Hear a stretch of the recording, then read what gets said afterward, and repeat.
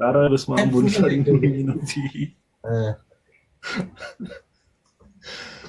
ጽሁፉ ይታያል። የናቲ ስክሪን ናቱ ጽሁፉ ግን ትንሽ አሁን እንግሊዝኛው ፓርት ዘ ስተዲ ኦፍ ዘ ሴንትስ ኤንድ ዜር ላይፍስ የሚለው ትንሽ ራቅ ያለ ይመስላልና ቀረብ ብታደርጉ ካሜራው ትንሽ እንዳይቆረጥ ብዬ ነው። ኔክስት ያሉት በአማርኛ ስለሆነ ከዚህ በኋላ እንትን ናቸው፣ ቦልድ ናቸው። አንድ እንትን አድርገን ማለት ነው።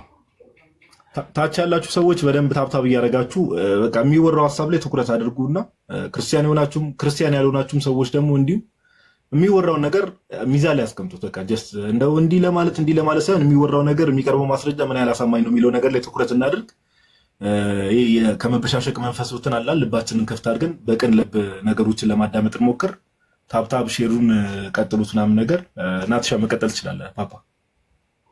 ናቱ ቀጠሉ በፊት በዚሁ ጋዲ አንድ እንትን ለማለት ያህል በደንብ ለማስመር ነገረ ቅዱሳን ላይ የሚነሱ ብዙ ጥያቄዎችን በውስጡ ብዙ መልስ ያሉት ፕሮግራም ነው የዛሬው እና በተለይ ለኦርቶዶክሳውያን ሁልጊዜ የተለመደ ነው። ከዚህ በፊትም የየራሳችንን ትምህርት በዚህ መልኩ እናቀርብ የለ። ስለዚህ በተለይ ለኦርቶዶክሳውያን በጣም ቤስት ላይቭ ነው እና ይሄን መከታተል በፍጹም በሌላ ነገር አትያዙ። ኮሜንት የፈለገ ሰው የፈለገ ቢጽፍ በኋላ ሲከፈት ማለት ነው ሌሎች ነገሮች ቢኖሩ እሱን ትታችሁ አሁን ትምህርቱ ላይ ብዙ ማስረጃዎችን ብዙ መልሶችን ታገኛላችሁ። ስለዚህ አሁን ኮሜንት ኦፍ እናደርጋለን። እናንተ ግን ስለሚጠቅማችሁ በደንብ እንድትይዙት አደራ እና እንቀጥላለን። እሺ ሰው ስለገባ እንትኑ መጥፋት ይችላል። ባይዘው ታይትሉ አንዳንድ ሰው እየከለለው መሰለኝ ዮባ እኛ እንደሚታይ ላይታያችሁ ይችላል። ቢጠፋ ችግር አለው? ኦልሬዲ ሰው ስለገባ ብዬ ነው። ይጥፋ ችግር የለም። ያውቃል አጥፋ እንዴ በቃ ዱዛት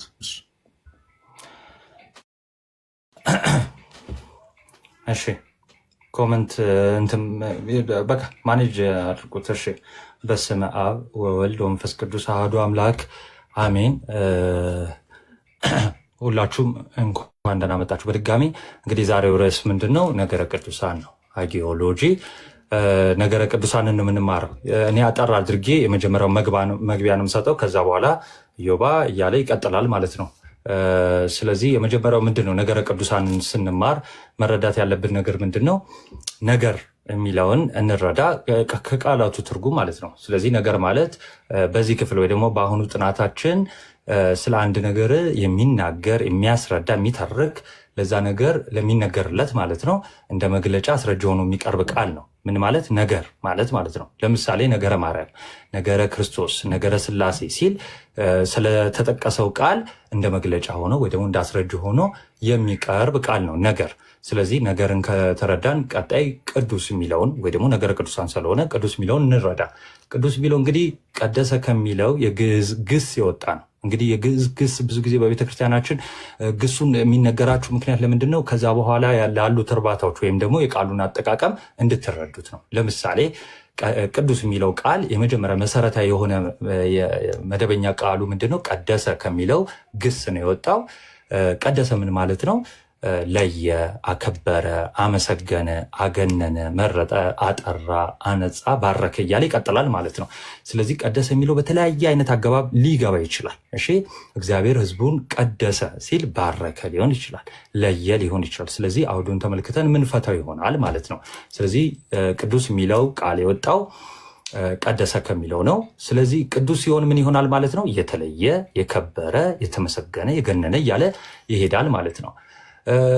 ስለዚህ በአጭሩ ምንድነው ነገረ ቅዱሳን ስንል ቅዱሳን ከልደታቸው እስከ እረፍታቸው ድረስ በሕይወታቸው ዘመን ሁሉ ሕገ እግዚአብሔርን አክብረው ሃይማኖትን ፈጽመው ሩጫቸውን ፈጽመው እግዚአብሔር ባዘዛቸው መንገድ ትእዛዙን ኖረውት ፈጽመውት ያሉ ስለ እግዚአብሔር ልጆች እንዲሁም ስለ ቅዱሳን መላእክት የሚነገር ወይ ደግሞ የምንማማርበት የትምህርት ክፍል ነው ማለት ነው።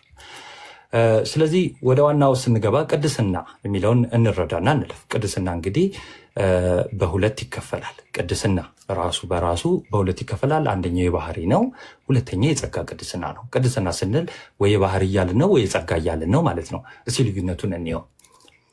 የባህሪ ቅድስና እንግዲህ ከባህሪ የሆነ ቅድስና ወይም ደግሞ በስጦታ ያልሆነ ቅድስና ማለት ነው። ለምሳሌ ይህ ቅድስና ያለው እግዚአብሔር አምላካችን ብቻ ነው።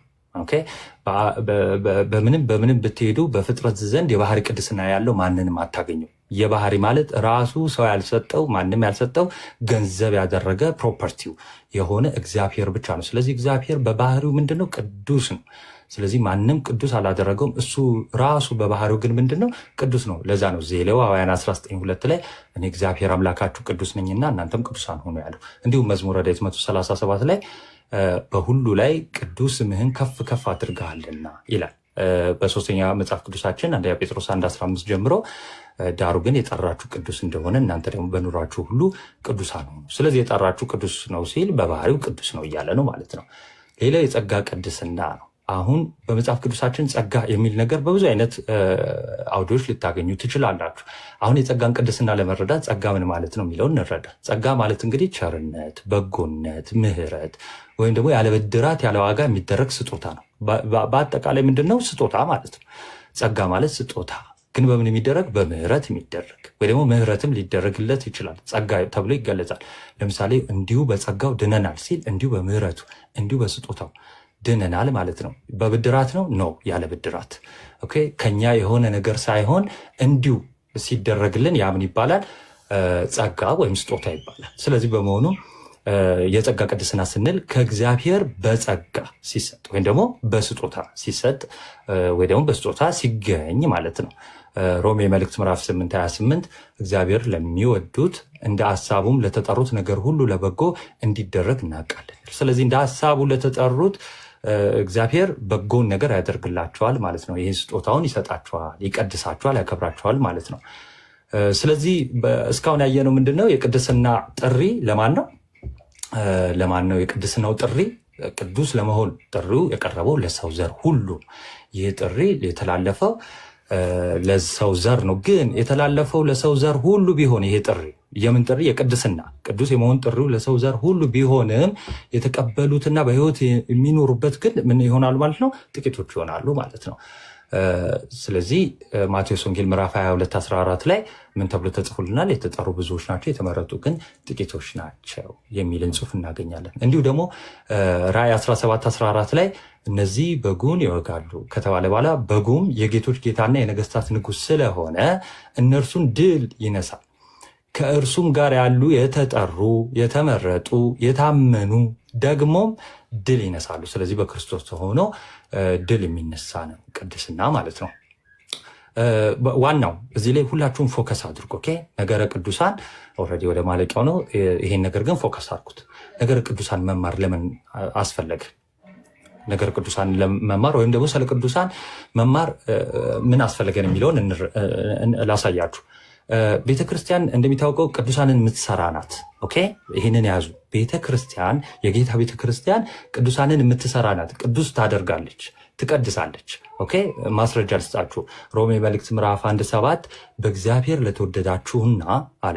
ኦኬ፣ ለሮሜ ሰዎች ነው ሐዋርያው ቅዱስ ጳውሎስ የጻፈላቸው። በእግዚአብሔር ለተወደዳችሁና ቅዱሳን ልትሆኑ ለተጠራችሁ። ስለዚህ የተጠራንበት ዓላማ ለምንድነው? ቅዱሳን ለመሆን ነው ማለት ነው። አሁን ጉዳዩ ምንድነው? ቅድስናችንን ፈጽመናል ወይም ደግሞ በእርሱ ተግተን ተገኝተናል ወይ የሚለው ጥያቄ ይሆናል። ግን ቤተክርስቲያን በራሷ ምን ታደርጋለች? ቅዱሳንን ትሰራለች። ቅዱሳንን ስለምትሰራ ብቻ አይደለም። ኤፌሶን 4:12 ላይ ሁላችን የእግዚአብሔር ልጅ በማመንና በማወቅ ወደሚገኝ አንድነት አለ። በምንና በምን? በማመንና በማወቅ ወደሚገኝ አንድነት ሙሉ ሰውም ወደ መሆን። አሁን ሙሉ ሰው ተብለን ለመጠራት ማለት ነው። ሙሉ ሰውም ወደ መሆን የክርስቶስም ሙላቱ ወደሚሆን ወደ ሙላቱ ልክ እስክንደርስ ድረስ ፍጻሜ እስኪያገኝ ድረስ ቅዱሳን አገልግሎትን ለመስራትና ለክርስቶስ አካል ሕንፃ ፍጹማን የሆኑ ዘንድ ነው። ምን የሆነው? ከዚህ ከኤፌሶን 4:12 ከፍ ስትሉ አንዳንዶችን መምህራን አንዳንዶችን ሰባኪ አድርጎ ሁሉን አጋጠመ ይላል። ስለዚህ እነዚህን መምህራን፣ ሰባኪ፣ ነቢያት ያደረገልን ምን እንድንሆን ነው? በቅድስና አገልግሎት ውስጥ እንድናድግና ፍጽምና እንድናገኝ ከመለኮቱ ተካፋይ እንድንሆን እዛ ደረጃ እንድንደርስ ነው ማለት ነው። ሌላኛው ነገረ ቅዱሳንን መማር የሚያስፈልገው በመንገዳችን ላይ ምንድናቸው? ቅዱሳን ምልክቶች ናቸው። ልብ በሉ፣ በመንገዳችን ላይ ምልክቶቻችን ናቸው። እንዴት በመንገዳችን? ለምሳሌ መኃልየ ዘሰሎሞን ምዕራፍ 1:8 እንዲህ የሚል ነገር አለ። አንቺ በሴቶች ዘንድ የተዋብሽ ሆይ ይልና ያላወቅሽ እንደሆነ የመንጎችን ፍለጋ ተከትለሽ ውጪ። የመንጎችን ምን ፍለጋ ፍለጋ ማለት ምን ማለት ነው? ፉት ስቴፕ ወይም ደግሞ ትራክ ይለዋል እንግሊዝኛው፣ ወይ ደግሞ ኮቴ ማለት ነው። ስለዚህ ወደ ትክክለኛው አስተምህሮ ለመሄድ ወደ ክርስቶስ ቅድስና ለመድረስ በመንገዶቻችን ላይ ምልክቶች ናቸው። አሁን እንዴት አድርጋችሁ አስቡት። ለምሳሌ የሆነ መንጋ የበጎች መንጋ ቢጠፋባቸው እዛ መንጋ ለመድረስ የበግ ኮቴ ነው ተከትላችሁ የምትሄዱት። የበጎቹን ኮቴ ካልተከተላችሁ የፍየል ወይም ደግሞ የቀበሮ ከተከተላችሁ የት ነው የምትገቡት? ሌላ መንጋ ውስጥ ነው የምትገቡት። ትክክለኛ የበጎቹ መንጋ የት እንዳለ ራሱ ለማወቅ ይሄ መኃልየ ስለ አዲስ ኪዳን ትንቢትን የተነገረ ትንቢትን የያዘ ቃል ነው። ለዛ ነው ምን አለ? ያላወቅሽ እንደሆነ የመንጎቹን ኮቴ ተከትለሽ ውጫል። ስለዚህ ኮቴውን በተከተልን ቁጥር ማጋ እንደርሳለን? የጌታ ቤተክርስቲያን ጋር እንደርሳለን። እንደገና ደግሞ ወደ ቅድስና እንደርሳለን ማለት ነው። ስለዚህ ስለ ቅዱሳን የምንማማረው እነሱ ምልክቶቻችን ስለሆኑ። ሌላው በተጋድሎና በእምነት በፍሬያቸው ለመምሰል ነው። ዕብራውያን 13:7 የእግዚአብሔር ቃል ለተናገሮቻችሁ ዋናዎቻችሁን አስቡ፣ የኑሯቸውንም ፍሬ እየተመለከታችሁ በእምነት ምሰሏቸዋል። ስለዚህ በእነሱ ተጋድሎ፣ በእነሱ በእምነታቸው፣ እንደገና በፍሬያቸው ሰው ፍሬ ያፈራል አይደለ? በእምነት ፍሬ ይፈራል። ፍሬ የሚፈራው እንዴት ነው? በክርስቶስ ተሆኖ አይደል? ዮሐንስ ወንጌል ምዕራፍ 15 እንደሚናገር። ስለዚህ በዛ በፍሬ እንድንገኝ የእነሱን ፍሬ እየተመለከተን እኛ ፍሬ ለማፍራት በፍሬያቸው ለመምሰል ግዴታ ማንን ማየት አለብን? ሐዋርያ ቅዱስ ጳውሎስ እንደጻፈ ይሄው ቃሉን የተናገሩ ዋኖቻችሁናል። ከኛ በፊት የነበሩ ቃሉን ያስረከቡን ያስተላለፉልን እነሱን ተመልከቷቸዋል ማለት ነው። ሌላው ምንድነው? ወራሾች ናቸው ቅዱሳን የቱን? መንግስቱን። አሁን እኛ ተስፋ የምናደርገው የእግዚአብሔር መንግስት አለ አደለ? ጌታ ዳግም ሲመጣ ያን መንግስት እንወርሳለን እንደ ተስፋ ቃሉ አደለ? ስለዚህ ወራሾች ናቸው። ስለዚህ ወራሾች ስለሆኑ እኛ አብረን ለመውረስ ነው። ወራሾች መሆናቸውን ማስረጃ ልስጣችሁ። ቅዱሳን ዳንኤል 7:18 እንዲህ ይላል፣ ነገር ግን የልዑሉ ቅዱሳን መንግስቱን ይወስዳሉ፣ እስከ ዘላለምም መንግስቱን ይወርሳሉ ተብሎ ተጽፏል። ስለዚህ እኛ ከቅዱሳን ጋር አብረን ለመውረስ የነሱን ታሪክ፣ ህይወት፣ ፍሬ መመልከታችን አስፈላጊ ነው። የተጠራንበት ቅዱስ ለመሆን ነው። ከነሱ ጋር መንግስቱን መውረስ ስላለብን ለዛ ነው። በሌላ መንገድ ደግሞ የቅዱሳንን ታሪክ የምንመለከተው ለአዳዲስ ተክሎች ውሃ ስለሆኑ ነው። ለአዳዲስ ተክሎች ማለት ለአዳዲስ ክርስቲያኖች ላልጠነከሩ ወይ ደግሞ ደከም ላሉ። አንደኛ ቆሮንቶስ 11:1 ላይ እኔ ክርስቶስን እንደምመስል እኔን ምሰሉ አለ። ስለዚህ ሐዋርያው ቅዱስ ጳውሎስን በመምሰል ክርስቶስን መምሰል ይቻላል። ለምን? እሱ ይኸው ክርስቶስን ስለመመስል አለ። ስለዚህ አዳዲስ ተክሎች የተባለን እኛ በድካም ያለን ሊሆን ይችላል፣ በምድር ያለን ሩጫ ላይ ያለን ቅዱሳንን በመመልከት እያደግን እንሄዳለን። ተክል ውሃ ነው የሚያሳድገው። ልክ እንደዛው ለእድገታችን እነሱን ማየት መመልከት በጣም አስፈላጊ ስለሆነ ነው። የቅዱሳንን መመልከት በአጭሩ ስንዘገው ምንድነው? ከቅዱሳኑ ታሪክ ባሻገር የቅዱሳንን ሁሉ አስገኝ የቅዱሳን ሁሉ ክብርና አክሊል የሆነ ጌታችን ኢየሱስ ክርስቶስ መሆኑን ላላወቁ ለማሳወቅ ነው። ላላወቁት ብቻ አይደለም፣ ላወቁት ደግሞ በዛ ባወቁት ጸንተው እንዲኖሩ ለማድረግ የቅዱሳንን ታሪክ እንማማራለን ማለት ነው። በቤተ ክርስቲያናችን ይህን ተናግሬ ጨርሻለሁ። በቤተ ክርስቲያናችን ቅዱሳን የምንላቸው እነማንን ነው ለሚለው ጥያቄ እንግዲህ ቅዱሳን መላእክትን እንላለን። ኢሳያስ ላይ ሲያመሰግኑ ታይተዋል በቅድስና። ቅዱሳን አባቶቻችን እንላለን። ማቴዎስ 27:52 መቃብሮችም ሲከፈቱ ተኝተው ከነበሩትም ከቅዱሳን ብዙ ስጋዎች ተነሱ ይላል አደለ? በብሉይ ኪዳን ያሉትንም በአዲስ ኪዳን ያሉትንም አባቶቻችንን ቅዱስ ብለን መጥራት እንችላለን። ከሰዓት አንጻር ቶሎ ልፍጠንባችሁ ብዬ ነው። ሌላው ምንድነው? ነቢያትን ቅዱስ እንላለን። 2 ጴጥሮስ 1:25 ላይ ትንቢት በሰው ፍቃድ ከቶ አልመጣምና ዳሩ ግን በእግዚአብሔር ተልከው ቅዱሳን ሰዎች በመንፈስ ቅዱስ ተነድተው ተናገሩ እንጂ ይላል። ስለዚህ ቅዱሳን ነቢያትን እንላለን። ሐዋርያትን እንላለን። ዮሐንስ ወንጌል ምዕራፍ 17 ተናግሯል አይደል? እነሱ ቅዱሳን እንዲሆኑ ራሴን ቀድሳለሁ በእውነት ቀድሳቸው እያለ ዮሐንስ ወንጌል ምዕራፍ 17 ተናግሯል። ሌላው ቅዱሳን ጻድቃን ሰማዕታትን ቅዱስ እንላለን። ማቴዎስ 10:42 ለዛ ነው ጻድቅን በጻድቅ ስም የሚቀበል የጻድቅን ዋጋ ያገኛል፣ ከፍተኛ ዋጋ ስላላቸው እንላለን። ሰማዕታት ደግሞ ምስክር ማለት ነው። ስለ ክርስቶስ የመሰከሩትን የታረዱትን ቅዱስ ብለን እንጠራለን ማለት ነው። በሚገርማችሁ ሁኔታ መካናትን እንላለን ቅዱስ። መካን ማለት ቦታ ማለት ነው። ወይ ደግሞ የተለያዩ የከበሩ ስፍራዎች አሉ፣ ቦታዎቹን ቅዱስ እንላለን። ለምሳሌ ኢያሱ 5:15 የእግዚአብሔር ሰራዊት አለቃ ኢያሱን ምን ብሎታል? አንተ የቆምክባት ስፍራ የተቀደሰ ነውና ጫማን ከእግር አውልቅ አለ።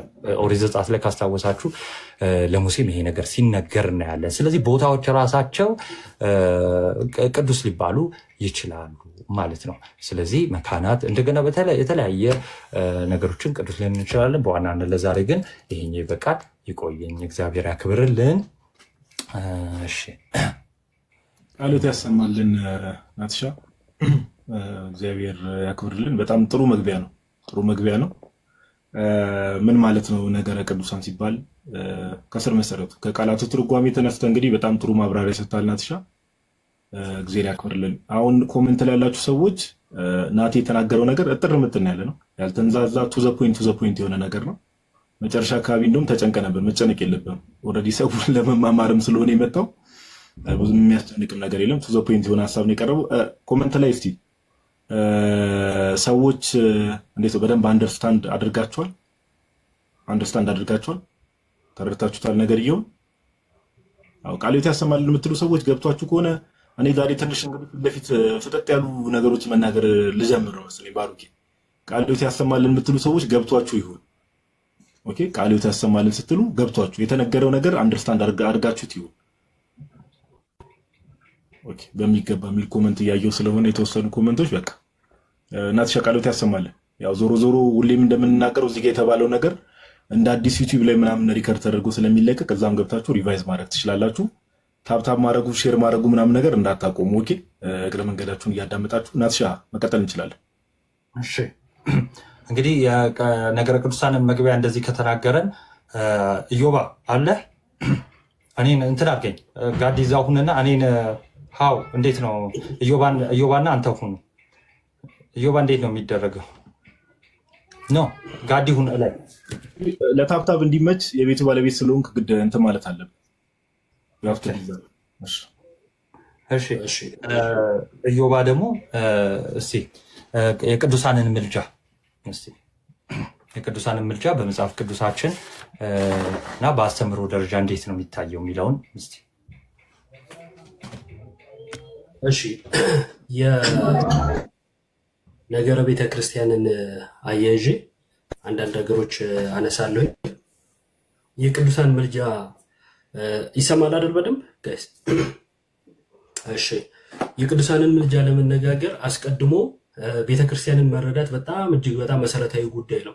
ብዙ ሰዎች እዚህ ላይ የሚስቱት ብዬ ማስበው ነገረ ቤተክርስቲያንን ካለመረዳት፣ የቤተክርስቲያንን ጽንሰ ሀሳብ ካለመረዳት ስለሆነ ነገረ ቤተክርስቲያን ምንድን ነው የሚለውን በተወሰነ መጠን እናነሳለን። የመጀመሪያው ስለ ቤተክርስቲያን ስናነሳ የጌታን ቃል አለመጥቀስ አንችልም እና የማቴዎስ ወንጌል ምዕራፍ 16 እናነሳለን።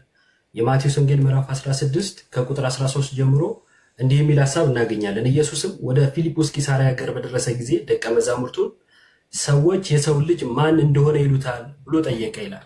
ጌታ ኢየሱስ ክርስቶስ ስለ ራሱ ጠይቋል። ምን ብሎ? ሰዎች የሰውን ልጅ ማን ይሉታል ብሎ ማለት ነው። ጌታ ኢየሱስ ክርስቶስ ራሱን ማን አለ? የሰው ልጅ ራሱን የሰው ልጅ ብሏል። ከቅድስት ድንግል ማርያም ተወልዷልና በስጋ ማለት ነው። ስለዚህ የሰው ልጅ ማን ይሉታል የሚለውን ጥያቄ ጠየቀ። ደቀ መዛሙርቱም እንዲህ ማለት ጀመሩ። እነርሱም አንዱ መጥምቁ ዮሐንስ፣ ሌላው ኤልያስ፣ ሌላውም ኤርሚያስ ወይም ከነቢያት አንዱ ነው ይላሉ አሉ። አሁን ስለማናወሩ ስለ ሌሎች የሚሉትን ነገሩ። ኤልያስ ነው፣ ኤርሚያስ ነው፣ ወይም ዮሐንስ ነው መጥምቀ መለኮት፣ ወይንም ደግሞ ከነቢያት አንዱ ነው የሚለውን ተናገሩ። ከዛ እርሱ ደግሞ እንዲህ አላቸው፣ እናንተስ እኔ ማን እንደሆንኩ ትላላችሁ? ወይም እኔ ማን ነኝ ለእናንተ ብሎ የእነሱን ደግሞ ጠየቀ። የሌሎቹን ነግረዋል። አሁን ስለ ራሳቸው። ከዛ በኋላ ስምዖን ጴጥሮስ መልሶ እንዲህ አለ፣ አንተ ክርስቶስ የሕያው እግዚአብሔር ልጅ ነህ አለ። ሁለት ነገሮች እናያለን። ክርስቶስ ራሱን የሰው ልጅ ብሎ ጠየቀ። ጴጥሮስ ሲመልስ አዎ አንተ የሰው ልጅ ነህ ያለው አይደለም። የሰው ልጅነቱንማ ራሱ ጌታ ተናግሯል። ግን ሰማያዊውን ሚስጥር ተናገረ። ምን ብሎ? አንተ ክርስቶስ የእግዚአብሔር ልጅ ነህ፣ የእግዚአብሔር ልጅ ነህ አለው። ከዛን ኢየሱስን መልሶ እንዲህ አለው፣ የዮና ልጅ ስምዖን ሆይ አለ። ለስምዖን ራሱ ወይም ለጴጥሮስ የባህሪ አባቱን ጠቀሰና ኢየሱስ እንዲህ አለው። ምክንያቱም ለኢየሱስ ጴጥሮስ ምን ብሎ ነው የመለሰው? የባህሪ አባቱን ጠቅሶ አንተስ የሕያው እግዚአብሔር ልጅ ነህ አይደል ያለው። ስለዚህ የባህሪ አባቴን ጠቅሰሃል፣ ይሄን ደግሞ ሰማያዊ አባቴ እንጂ አንተ አይደለም ወይም ከስጋ አይደለም። እሱን ደግሞ ሲጠራው ልክ ይህን ነገር እንድናስበው ምን አለ? የዮና ልጅ ስምዖን ሆይ ብሎ ጠቀሰ ማለት ነው። እዚች ጋር እችን ነገር እንድንይዘው ብዬ ነው። ከዛ እንዲህ አለ፣ ኢየሱስም መልሶ እንዲህ አለ፣ የዮና ልጅ ስምዖን ሆይ በሰማይ ያለው አባቴ እንጂ ስጋና ደም ይህን አልገለጸልህምና አንተ ብፁዕ ነህ። እኔም እልሃለሁ አንተ ጴጥሮስ ነህ፣ አለት ነህ አለው። በዚችም ዓለት ላይ ቤተክርስቲያኔን እሰራለሁ፣ የገሃነም ደጆች አይችሏትም አለ። የመንግስተ ሰማያት መክፈቻዎችም እሰጥሃለሁ። በምድር የምታስረው ሁሉ በሰማይ የታሰረ ይሆናል፣ በምድር የምትፈታው ሁሉ በሰማይ የተፈታ ይሆናል ብሎ ጌታ ኢየሱስ ክርስቶስ ለጴጥሮስ ተናገረ። እዚህ ጋር የምፈልጋትና ሁላችሁም እንድትይዙት የፈለግኩት አንድ ነጥብ አለ። እርሱም በዚህች ዓለት ላይ ቤተ ክርስቲያኔን እሰራለሁ። ያቺ ዓለት ምንድነች ከተባለ የሰው ልጅ የእግዚአብሔር ልጅ ነው፣ የእግዚአብሔርም ልጅ የሰው ልጅ ነች። ተዋህዶ ላይ ማለት ነው። ወይንም ደግሞ ስጋዊ ላይ ቃል ስጋን ለብሶ ስለመምጣቱ ነግሮናል። በዚህ ላይ ደግሞ በአምላክ ሰው መሆን ላይ አይደል ቤተክርስቲያን የተመሰረተችው። ከዛ በዚህች ማለት ላይ ቤተክርስቲያኔን እሰራለዋል። አሁን የምናወራው ስለዚህች ቤተክርስቲያን ነው። እቺ ቤተክርስቲያን ማን ናት? የክርስቶስ አካል ናት። ቆላሲስ ላይ ይሄን ነግሮናል። አካሉ ነች ለክርስቶስ። እቺን ቤተክርስቲያን ደግሞ ክርስቶስ ሰርቶልናል ማለት ነው። ይሄን እዚህ ክፍል ላይ እናገኛለን። ጳውሎስ ስለዚህች ቤተክርስቲያን ሰፋ ያለ ሀተታ ይሰጣል። ቅድም ናቱ ጠቀስ አድርጎት ነበረ። እሱን እናንብበው። አንደኛ ቆሮንቶስ ምዕራፍ 12 ከቁጥር 12 ጀምሮ እንዲህ ይላል፣ አካልም አንድ እንደሆነ ብዙ ብልቶች እንዳሉበት፣ ነገር ግን የአካል ብልቶች ሁሉ ብዙዎች ሳሉ አንድ አካል እንደሆኑ ክርስቶስ ደግሞ እንዲሁ ነው። አይሁድ ብንሆን፣ የግሪክ ሰዎችም ብንሆን፣ ባሪያዎችም ብንሆን፣ ጨዋዎችም ብንሆን፣ እኛ ሁላችን በአንድ መንፈስ አንድ አካል እንድንሆን ተጠምቀናል፣ ሁላችንም አንዱን መንፈስ ጠጥተናል ይላል። አያችሁ፣ የክርስቶስ የመሰረታት ቤተክርስቲያን አለች። እዚች ቤተክርስቲያን ውስጥ ምን አሉ? ብልቶች አሉ። እነዚህ ብልቶች ደግሞ አንድ ሆነዋል፣ በአንድ መንፈስ ተጠምቀናል ይላል። ልዩነት የለም፣ አንድ ነን ማለት ነው። ህብረታችንን እየነገረ ነው።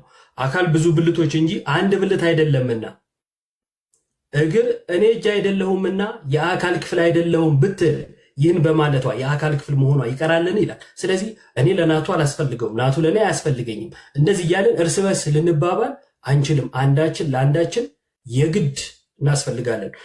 በደንብ ያዙች ጋር የግድ ነው የምናስፈልገው። ምክንያቱም ክርስቶስ የግድ እንድናስፈልግ አድርጎ ነው ቤተክርስቲያን የሰራው። ምክንያቱም ህብረትን ሲሰራ ተገነጣጥለን አይሆንም። ምልጃ እዚህ ውስጥ ነው ያለው። በደንብ አድርጋችሁ እንድትይዙ ያስፈልጋል። ከዛ እንዲህ ይላል፣ ጆሮም እኔ አይን አይደለሁም የአካል ክፍል አይደለሁም ቢል ይህን በማለቱ የአካል ክፍል መሆኑ ይቀራልን? አካል ሁሉ አይን ቢሆን መስማት ወዴት በተገኘ፣ ሁሉም መስማት ቢሆን ማሽተት ወዴት በተገኘ። ስለዚህ ለሁላችንም ጸጋችን እንደ ልዩ ልዩ ነው። ስለዚህ አንዳችን ለአንዳችን እናስፈልጋለን። ሁላችን አይን አይደለንም። ሁላችን አይን ብንሆን ሌላ ነገር አያስፈልገንም ማለት ነው አይደል? ስለዚህ አንዳችን ለአንዳችን የምናስፈልግበት ሚስጥር ይሄ ነው ማለት ነው።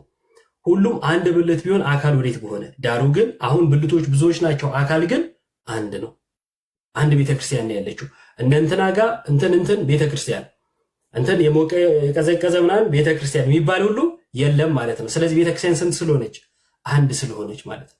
ቤተክርስቲያን አንድ ነች። በየአካባቢው በየመታጠፊያው ተከፍተው የእንትን ቤተክርስቲያን የሚባሉት ሁሉ የሐሰት ስብስቦች ናቸው። ምክንያቱም ክርስቶስ ምን ብሎናል? ጳውሎስ ምን ብሎናል? አንድ ናት ቤተክርስቲያንን፣ አንዲት ናት ብሎናል ማለት ነው። እቺ አንዲት የሆነችው ቤተክርስቲያን ደግሞ ቅድም ማቴዎስ 16 ላይ እንዳየነው ክርስቶስ ነው የሰራት። ስለዚህ ትቀጥላለች ማለት ነው። ይህን እናያለን።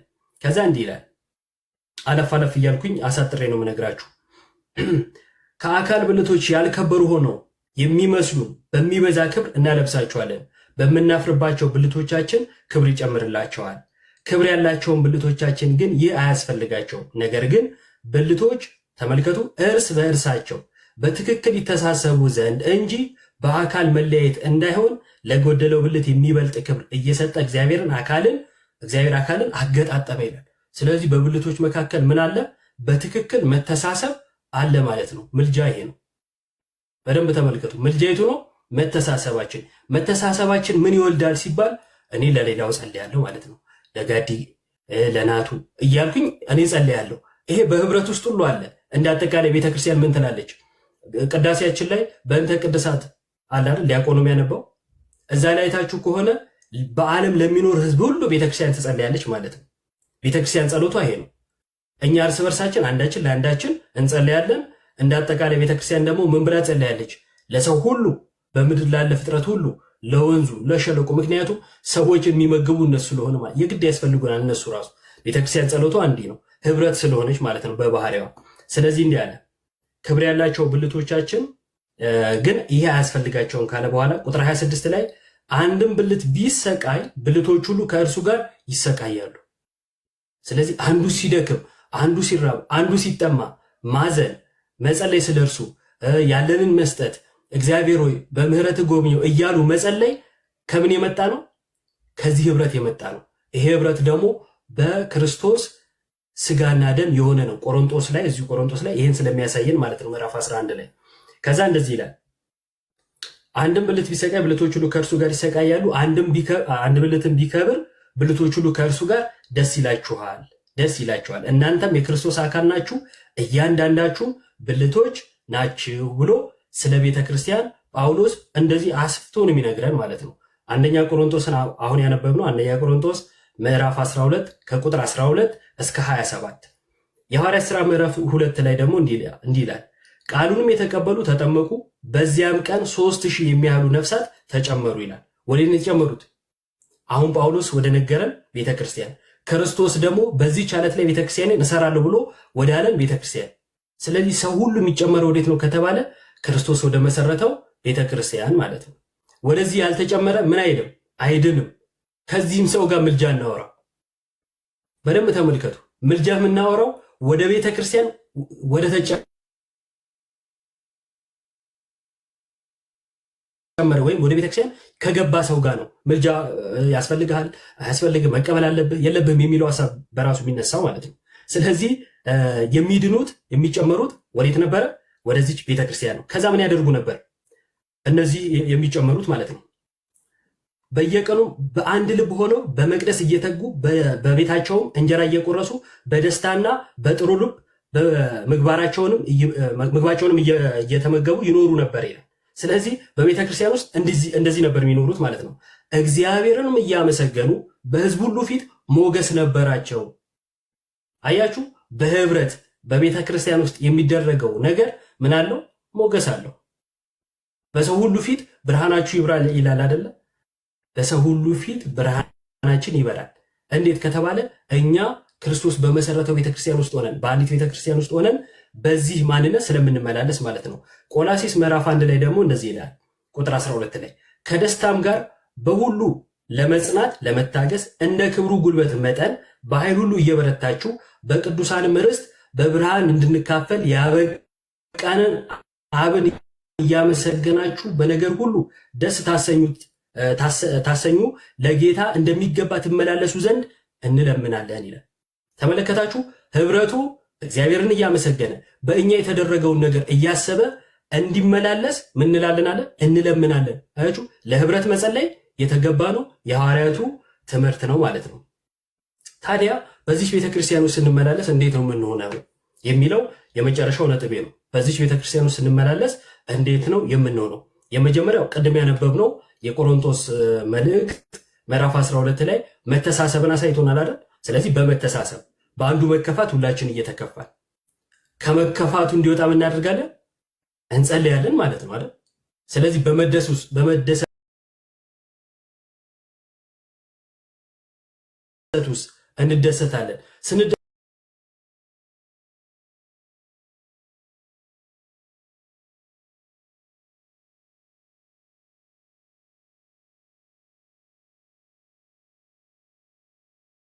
ሁለት ጀምሮ ያለው እንዴት እንመላለስ ለሚለው ሌላኛው መልስ ነው።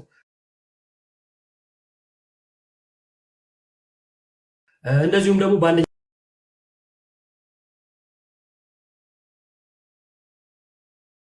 ጢሞቴዎስ ምዕራፍ 2 ላይ እንደዚህ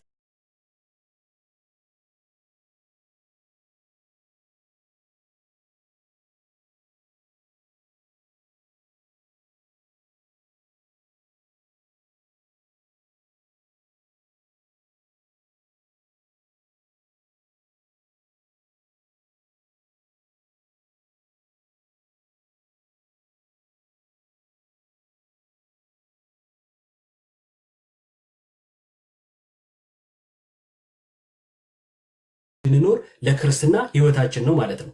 አንድ ጊዜ በደሙ ከታረቅን በኋላ አምነን ተጠምቀን ወደ ቤተክርስቲያን ከተጨመርን በኋላ ይሄ ምልጃ ሁልጊዜ ያስፈልገናል። ለምን? ጸጥና ዝግ ብለን እግዚአብሔርን እየመሰልን እንድንኖር ለምን ያስፈልገኛል ምናምን እያሉ ማለት ትዕቢት ነው ማለት ነው። ትዕቢት ነው። ክርስቶስ ህብረትን ሲመሰረት ያንተ ህብረት አያስፈልገኝም እኔ በግሌ ብቻዬን እያሉ እንደ መከራከር ነው ማለት ነው ምልጃን መቃወም። ከዛን ይሄ ምን ይላል መሰላችሁ? ቁጥር 3 ላይ ሰዎች ሁሉ ሊድኑና እውነቱን ወደ ማወቅ ሊደርሱ በሚወድ በእግዚአብሔር በመድኃኒታችን ፊት መልካምና ደስ የሚያሰኝ ይህ ነው ይላል። የቱ? ከላይ የተጠቀሰው ስለ ሰዎች ሁሉ ምልጃን ማድረግ በእግዚአብሔር ፊት ደስ ያሰኛል። ይህን ያለው ጳውሎስ ነው። ኢዮብ ወይ ናቱ ወይ ጋዲ ወይ ዮሐዴ አይደለም። እዚህ ያለን ሰዎች አይደለንም፣ ሐዋርያው ነው ያለን። ስለዚህ እንቀበለዋለን ማለት ነው። የክርስቲያን ደንቡ ይሄ ነው። ስለዚህ በህብረት መሆን፣ መጸለይ፣ አንዱ ለአንዱ ምልጃን ማቅረብ ምንድነው? በእግዚአብሔር ፊት ደስ የሚያሰኝ ይህ ነው ማለት ነው። እሺ ኤፌሶን ምዕራፍ 6 ላይ ደግሞ እንዲህ የሚል ሐሳብ እናገኛለን። ኤፌሶን ምዕራፍ 6 ከቁጥር 17 ጀምሮ የመዳንንም ራስ ቁር የመንፈስንም ሰይፍ ያዙ፣ እርሱም የእግዚአብሔር ቃል ነው። በዚሁ አጋጣሚ እቺን ቃል ይዞ አንዳንድ ሰዎች ግላዲያተር መስለው ወጥተው ያውቃሉና ታስታውሳላችሁ? እንዲሁ ዝም ብለህ ሻሞላህን ይዘህ ትወጣለህ ማለት አይደለ። ያ በመሃል ሲሪየስ እንዳይሆን እንጫወት ብዬ ነውና ሻሞላ ይዘህ የእግዚአብሔር ራስ ቁር ልበስ ሲባል ሰይፍ ያዝ ሲባል ግላዲያተር መስለህ ትወጣለህ ማለት አይደለም። ይህ የእግዚአብሔር ቃል ነው ይላል። ስለዚህ ልክ አንድ ጦረኛ ወደ ጦር ሜዳ ሲሄድ በትክክል እንደሚታጠቀው ሰው ሁሉ በህይወቱ ዘመን ሁሉ በእግዚአብሔር ቃል ታጥቆ መውጣት አለበት የሚል መልእክት ነው ያለው እንጂ ግላዲያተር መስለው ወጣ ማለት አይደለም። ከዛ ቁጥር 18 እንዲህ ይላል፣ በጸሎትና በልመናም ሁሉ ዘውትር በመንፈስ ጸልዩ። ከዛስ በዚህም ሐሳብ ስለ ቅዱሳን ሁሉ እየለመናችሁ በመጽናት ሁሉ ትጉ። ስለ ቅዱሳን ብሎ ሲል ምን ማለት ነው? ስለተለዩ ስለ ክርስቲያኖች ማለት ነው። በነገራችን ላይ ክርስቲያኖች ቅዱሳን ይባላሉ። ስለመታበይ እኔ ቅዱስ ነኝ፣ አንድ ጊዜ ኃጢአት ተሰርቷል፣ ከዚህ በኋላ ኃጢአት የለብኝም ስለማለት አይደለም። ቅድስናችን በክርስቶስ ስለመለየታችን ነው። ቀደሰ ለየ ማለት ነው አይደል ግዕዙ ሲፈታ። ስለዚህ የተለየን ነን ስንል መጽሐፍ ቅዱስ በተደጋጋሚ ቅዱሳን ይላል ማለት ነው። ከዚህ አንጻር ቅዱሳን ይባላሉ ክርስቲያኖች ማለት ነው። ስለዚህ ስለ ቅዱሳን ምን እያላችሁ? ስለ ቅዱሳን ሁሉ እየለመናችሁ በመጽናት ሁሉ ትጉ። ደግሞ የወንጌል ሚስጥር በግልጥ እንዳስታወቅ አፌን በመክፈት ቃል ይሰጠኝ ዘንድ ስለኔ ለምኑ ይላል። አያችሁ ጳውሎስ ምን አለ? ስለኔ ለምኑ። ጳውሎስን የሚያክል ድንቅ ሐዋርያ ስለኔ ለምኑ ካለ እኔ እንትና ምልጃ አያስፈልገኝም ካልኩኝ የጳውሎስን ትህትና ተረድተን እኛ ግን ምን እንሆናለን ማለት ነው? ትዕቢተኛ እንሆናለን ማለት ነው። መሐሪው እግዚአብሔር እያለ እኛ በዛ መልኩ ምንገልጽ ከሆነ ስህተት ይሆናል። ስለ ወንጌል በሰንሰለት መልእክተኛ የሆኑ መናገር እንደሚገባኝ ስለ እርሱ በግልጥ እናገር ዘንድ ለምኑ ብሎ ይናገራል ማለት ነው። በሌላው ጸሎት በተደጋጋሚ በመጽሐፍ ቅዱሳችን ላይ ሌላው ስለ ሌላው ጸልዮ እግዚአብሔር ሲያደርግ አይተናል። ሌላው ስለ ሌላው ይጸልይና እግዚአብሔር ግን ይምራል። መጽሐፈ ኢዮብን፣ የማቴዎስ ወንጌል ምዕራፍ 8 ላይ የምናገኛቸው ታሪኮች አሉ። እኔ ግን አንድ ብቻ ልጥቀስና ልጨርስ ማለት ነው። የያዕቆብ ምዕራፍ 5 ላይ ያለው ያዕቆብ ምዕራፍ 5 እንዲህ ይላል፣ ከእናንተ ቁጥር 13 ላይ ከእናንተ መከራን የሚቀበል ማንም ቢኖር እርሱ ይጸልይ፣ ደስ የሚለው ማንም ቢኖር እርሱ ይዘምር። ከእናንተ የታመመ ማንም ቢኖር የቤተ ክርስቲያን ሽማግሌዎች ወደ እርሱ ይጥራ፣ በጌታም ስም እርሱን ዘይት ቀብተው ይጸልዩለት። የእምነትም ጸሎት ድዊን ያድናል፣ ጌታም ያስነሳዋል። ኃጢአትም ሰርቶ እንደሆነ ይሰረይለታል ይላል። ይሄ ራሱ ያለው ቤት ነው። ቅድም ክርስቶስ የመሰረታት ያልናት ሐዋርያው ጳውሎስ በሰፊው ስለ ህብረቱ የተናገረላት በቤተ ክርስቲያን ውስጥ ነው ማለት ነው። በዚህ ቤተ ክርስቲያን ውስጥ አንዱ ለአንዱ መጸለይ አለ። አንዱ ሲታመም የቤተ ክርስቲያን ሽማግሌዎች ወይም ካህናት ጠርቶ እርሱን ዘይት ቀብተው ምን ያደርጉለታል ማለት ነው? ይጸልዩለታል። በዚህም ኃጢአት ሰርቶ እንደሆነ ይሰረይለታል ማለት ነው። ከዚህ አንጻር ይህን እናገኛለን። የቅዱሳን ምልጃ ሌሎች ወንድሞችም ስለሚያነሱት የቅዱሳን ምልጃ በቤተ ክርስቲያን ውስጥ በዚህ መልኩ የሚታይ ነው። ነገረ ቤተ ክርስቲያን አይተናል። አስቀድሞ ቅዱሳን የሚባሉት እነማን ናቸው? ናቱ አሳየን። ከዛን ደግሞ እነዚህ ቅዱሳን ራሱ ያሉት የት ነው ሲባል በቤተ ክርስቲያን ውስጥ አይደለ? ይችን ቤተክርስቲያን ደግሞ ማነች ስንል ከጌታ ቃል አንስተን አንዳንድ ሀሳቦችን አነሳን ማለት ነው። ምልጃ በዚህ ውስጥ የሚጠቃለል ነው። እግዚአብሔር ይስጥልኝ።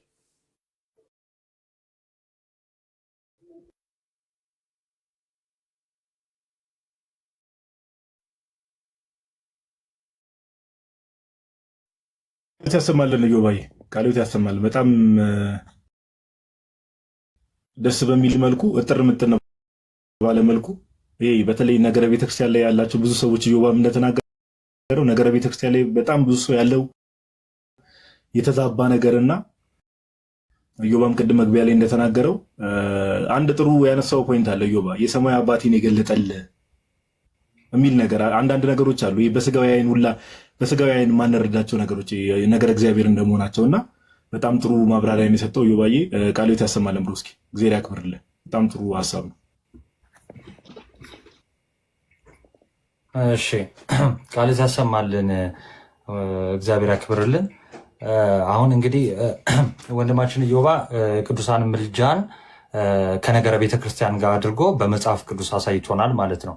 እስኪ ጥያቄ ዮኒ፣ እስኪ ጥያቄ ልጠይቅ። ይህንን የቅዱሳን ምልጃ ከኛ ቤተክርስቲያን ውጭ ያሉ አካላት ለምሳሌ ማን ማን ይቀበላል? እንዴት ነው ያለው ነገር እስኪ ንገረን። እሺ ናቲ ቃልዮት ያሰማልን ዮባ። የቅዱሳን ምልጃ በጥንታውያን ቤተ ክርስቲያናት በሁሉም ዘንድ የታመነ ነው። በኦሪየንታል ኦርቶዶክስ፣ በኢስተርን ኦርቶዶክስ፣ በሮማን ካቶሊክ፣ በአሲሪያን ቸርች ኦፍ ዘ ኢስት ጭምር የታመነ ትምህርት ነው። በእነዚህ ብቻ ግን ሳይሆን በኋላ ላይም ደግሞ ቆይተው በኋላ ላይ በተነሱ በፕሮቴስታንት ወይም ክላሲካል ፕሮቴስታንት የሚባሉ ጭምር በሉተራን ጭምር ይህ ትምህርት የታመነ ትምህርት ነው። ከምን አንጻር ከኛ ወደ እነሱ የሚደረገውን ጥሪ ባይቀበሉም ቅዱሳን ከላይ ሆኖ ስለ እኛ ይጸልያሉ፣ ይለምናሉ ወይም ምልጃ ያቀርባሉ የሚለውን ግን በሚገባ ያምናሉ፣ ይቀበላሉ። የአውስበርግ ኮንፌክሽን አፖሎጂው ላይ አርቲክል 21 ቁጥር 8 ላይ ማስረጃ ማሳየት ይቻላል እንደሚቀበሉ። ቆይ ማስረጃ እያሳየው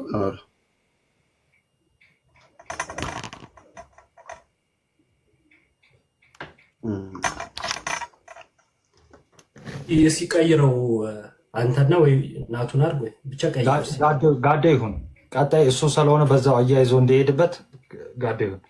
ጋዶ አንተ ትልቁ ላይ ሁን።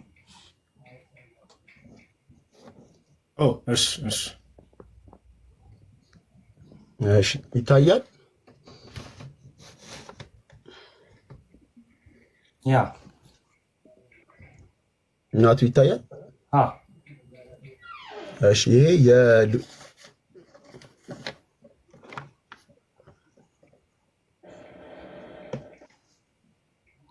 የሉተራን የራሳቸው የአውስበርግ ኮንፌክሽን አፖሎጂ ላይ ነው። አርቲክል 21 ሴክሽን 8 ላይ የቅዱሳንን ምልጃ አሁን እንዳልኳችሁ ኦሪየንታልም ኢስተርንም የሮማን ካቶሊክም አስትሪያን ቸርች ኦፍ ዘ ኢስትም ጭምር ይቀበላሉ።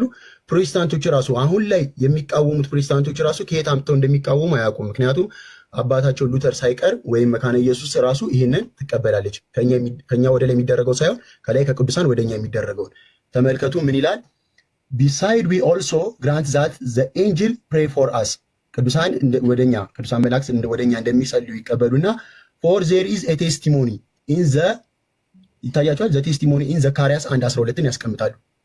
ዘካርያስ 1 ይሄ ፌሚሊየር ጥቅስ ነው። እኛም ለቅዱሳን ምልጃ የምንጠቀሰው በተለይም ለቅዱሳን መላእክት የምንጠቀመው ጥቅስ ነው። ስለዛ ያን ጥቅስ ያስቀምጣሉ። ምን ይላል ተመልከቱ።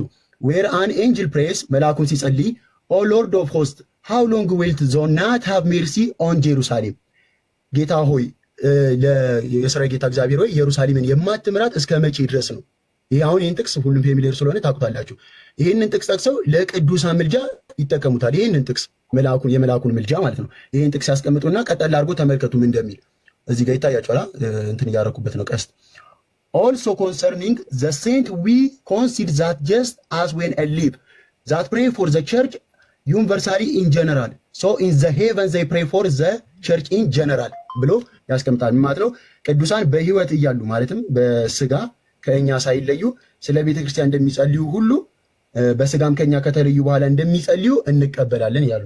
ይሄን ያሳዩአችሁ ማስረጃ ከኦርቶዶክስ ሳይሆን የቅዱሳንን ምልጃ ከማይቀበሉ የቅዱሳን ምልጃ አንቀበልም ከሚሉ ከራሳቸው ከፕሮቴስታንት ነው። ዘካርያስ 1:12 ይህ ብቻ አይደለም። ራሱ ዘካርያስ 1:12 ጆን ካልቪን ኮሜንተሪ ላይ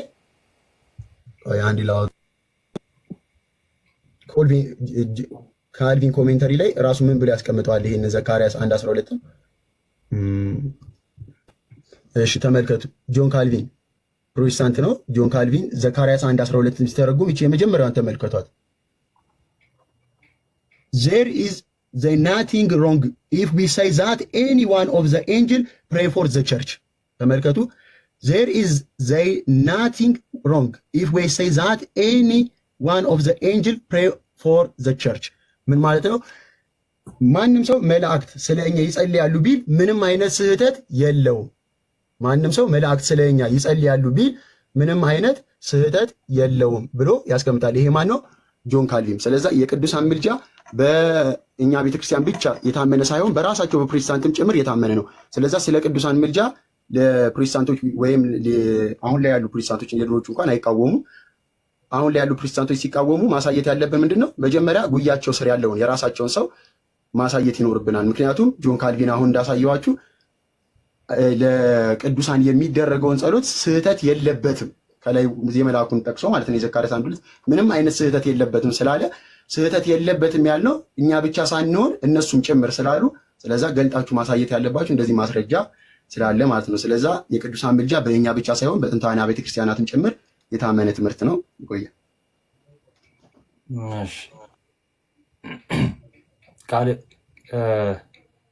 ቀጥል ጋዴ ቃልት ያሰማልን ዮኒ እግዚአብሔር ያክብርልን። እንግዲህ አሁን ያለውን በትክክል ከሰማችሁት ምንድን ነው ይሄ ኢዮባ ያስረዳን። መጀመሪያ የተነጋገርነው የቅዱሳንን ምልጃ በመጽሐፍ ቅዱስ ያየነውን እኛ እንቀበለዋለን፣ እናምንበታለን፣ እንቀበለዋለን። ከዛን ይሄ እኛ ብቻ ሳንሆን ደግሞ ከቤተክርስቲያን ውጭ ያሉ በፕሮቴስታንት ያሉ መካነ ኢየሱስ፣ ሉትራን ይሄን ነገር ይቀበሉታል ብሎ ነው ያሳየን። እና አሁን ወደ ዋናው በደንብ ልብ ብላችሁ እንድሰሙ የምፈልገውን ወደ ጋዲ ሊሂድና ብዙ ጊዜ እዚህ ሶሻል ሚዲያ ላይም የተለያየ ቦታ ልብ ብላችሁ ስሙ፣ የተለያየ አይነት ቦታ ላይ ጥያቄ ሊቀርብላችሁ ይችላል።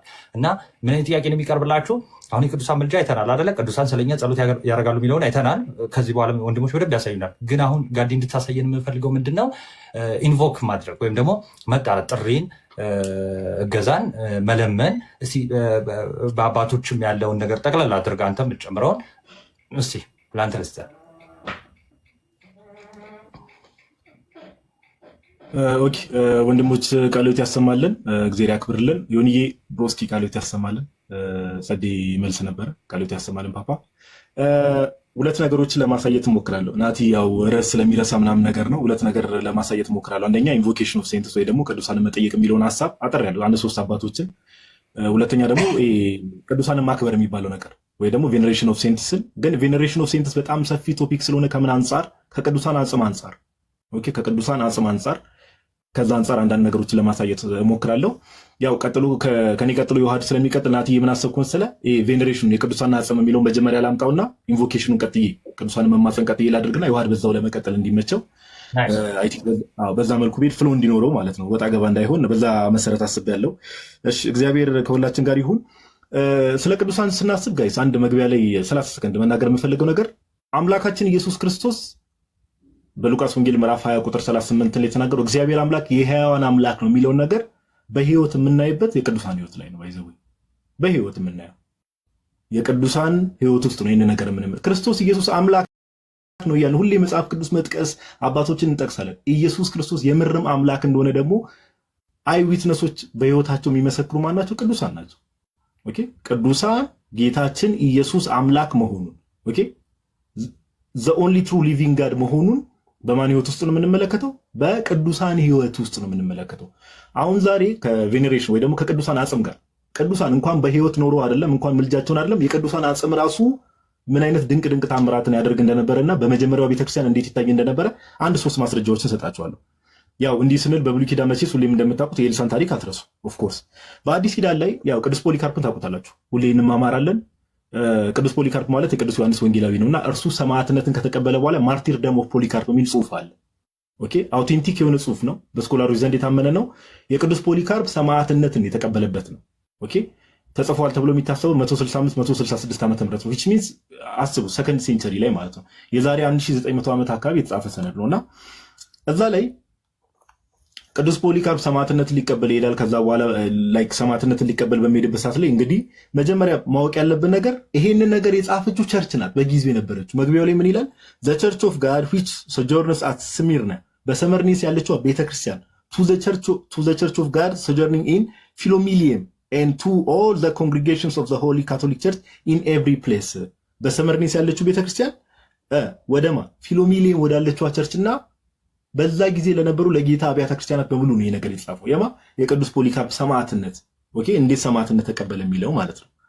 እዚህ ላይ አንድ የምናየው ነገር አለ።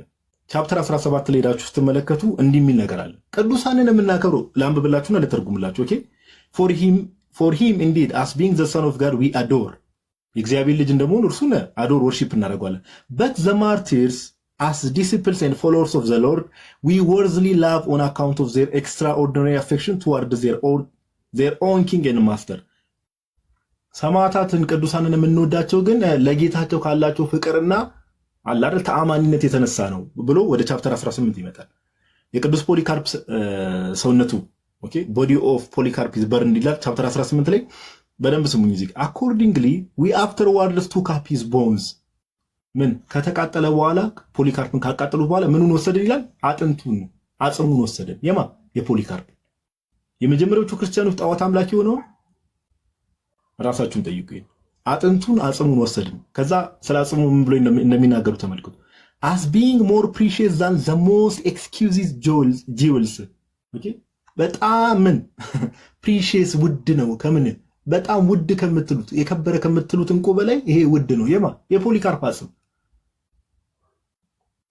and more purified than gold ከወርቅ ይልቅ የጠራ and deposited them in a fitting place whither being gathered together as opportunity is allowed us with joy and rejoicing the Lord shall grant us to celebrate the anniversary of his martyrdom ይላል።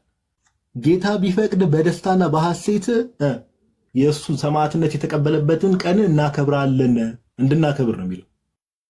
ማ ቅዱስ ፖሊካርፕ ሰማዕትነት የተቀበለበትን ቀን እንድናከብር አጽሙን የወሰዱት ራሱ ለዛ ነው ለመባረክ ኦኬ ለመባረክ እና ምን አሉ በሐሴትና በደስታ to celebrate the anniversary of his martyrdom both in memory of those who have already ያለ ሌሎቹን መታሰቢያ ያደረገ። ስለዚህ የመጀመሪያዎቹ ክርስቲያኖች አሁን ከዚህ ጽሑፍ በቀላሉ የምንረዳው ምንድነው ከተባለ የቅዱሳንን መታሰቢያ ያከብሩ ነበር። የሰማዕታት መታሰቢያ በመጀመሪያው ቤተክርስቲያን የዛሬ እንግዲህ ይሄ የቅዱስ ዮሐንስ ወንጌላዊ ደቀ መዝሙር ነው። የዛሬ 1900 ዓመት የቅዱሳን መታሰቢያ ይደረግ ነበር። አጽም የቅዱሳን አጽም ምን ያህል የከበረ እንደሆነ አይታችኋል ቅድም። ውድ ከምትሉት እንቁ በላይ ኦኬ ከወርቅ ይልቅ የጠራ ነው እየተባለ በዚህ ደረጃ ነበር ቅዱሳን የሚታሰቡ። ቅዱስ ፖሊካርፕ እንግዲህ የቅዱስ ዮሐንስ ወንጌላዊ እዚሁ ጽሑፍ ላይ አንድ ማንሳት የምፈልገው ነገር ጸሐፊው ምን ይላል? ኦኬ ጸሐፊው ምን ይላል?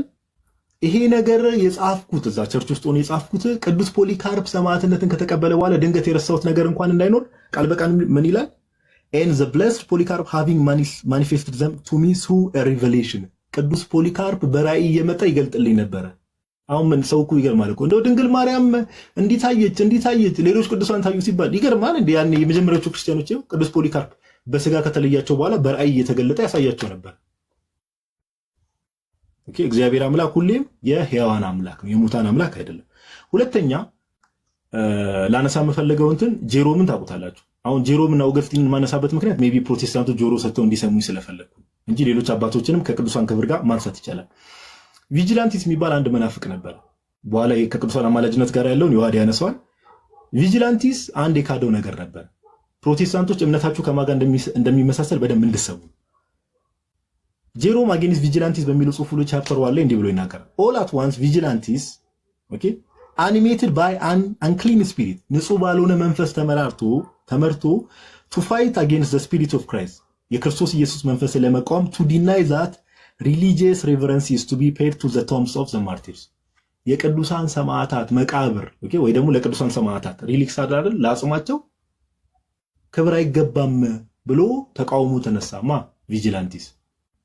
አሁን ዛሬ ማን ነው እስቲ ዮኒ በየሚዲያው ስንመለከት ማን ነው የምናየው ከተባለ ይሄን ነገር የሚቃወሙት እንደው ቅዱሳን የተቀበሉበት ቦታ የቅዱሳን አጽም ሲባል ፕሮቴስታንቶች በመጀመሪያው ቤተክርስቲያን ግን በነ ጄሮም ጊዜ ግን እንደዚህ አይነት እምነት የነበራቸው ሰዎች ምንድነው የሚባሉት? በቃ መናፍቃን ነው የሚባሉት። ያኔ የዛሬ 1600 700 ዓመት። ስለዚህ እምነታችን ከማን ጋር ነው? ፕሮቴስታንቶች እምነታቸው የሚመሳሰለው ከቪጂላንቲስ ጋር። ለምን? ቪጂላንቲስም የቅዱሳን አጽም እንዲህ ክብር አይገባውም እያለ ይቃወም ነበር። ኦኬ። በጣም በሚገርም ሁኔታ ምን ብሎ ይናገራል ጄሮም እዚህ ጽሁፉ ላይ እዛው ቁጥር 5 ላይ አጌንስት ቪጂላንቲስ ቁጥር 5 ላይ እንዲህ ብሎ ይጠይቃል። እንዴ አሁን ለምሳሌ ዮኒ እንደምታውቀው ሁሌ ኒቂያ ጉባኤ ሲባል ምን ይባላል? ኒቂያ ጉባኤ ሲባል ንጉስ ቆስጠንጢኖስ ይነሳል አይደል? ጴንጤዎችም ያነሱታል። ኒቂያ ጉባኤ ሲባል የንጉስ ቆስጠንጢኖስ በጣም ትልቅ ስራ ሰርቷል።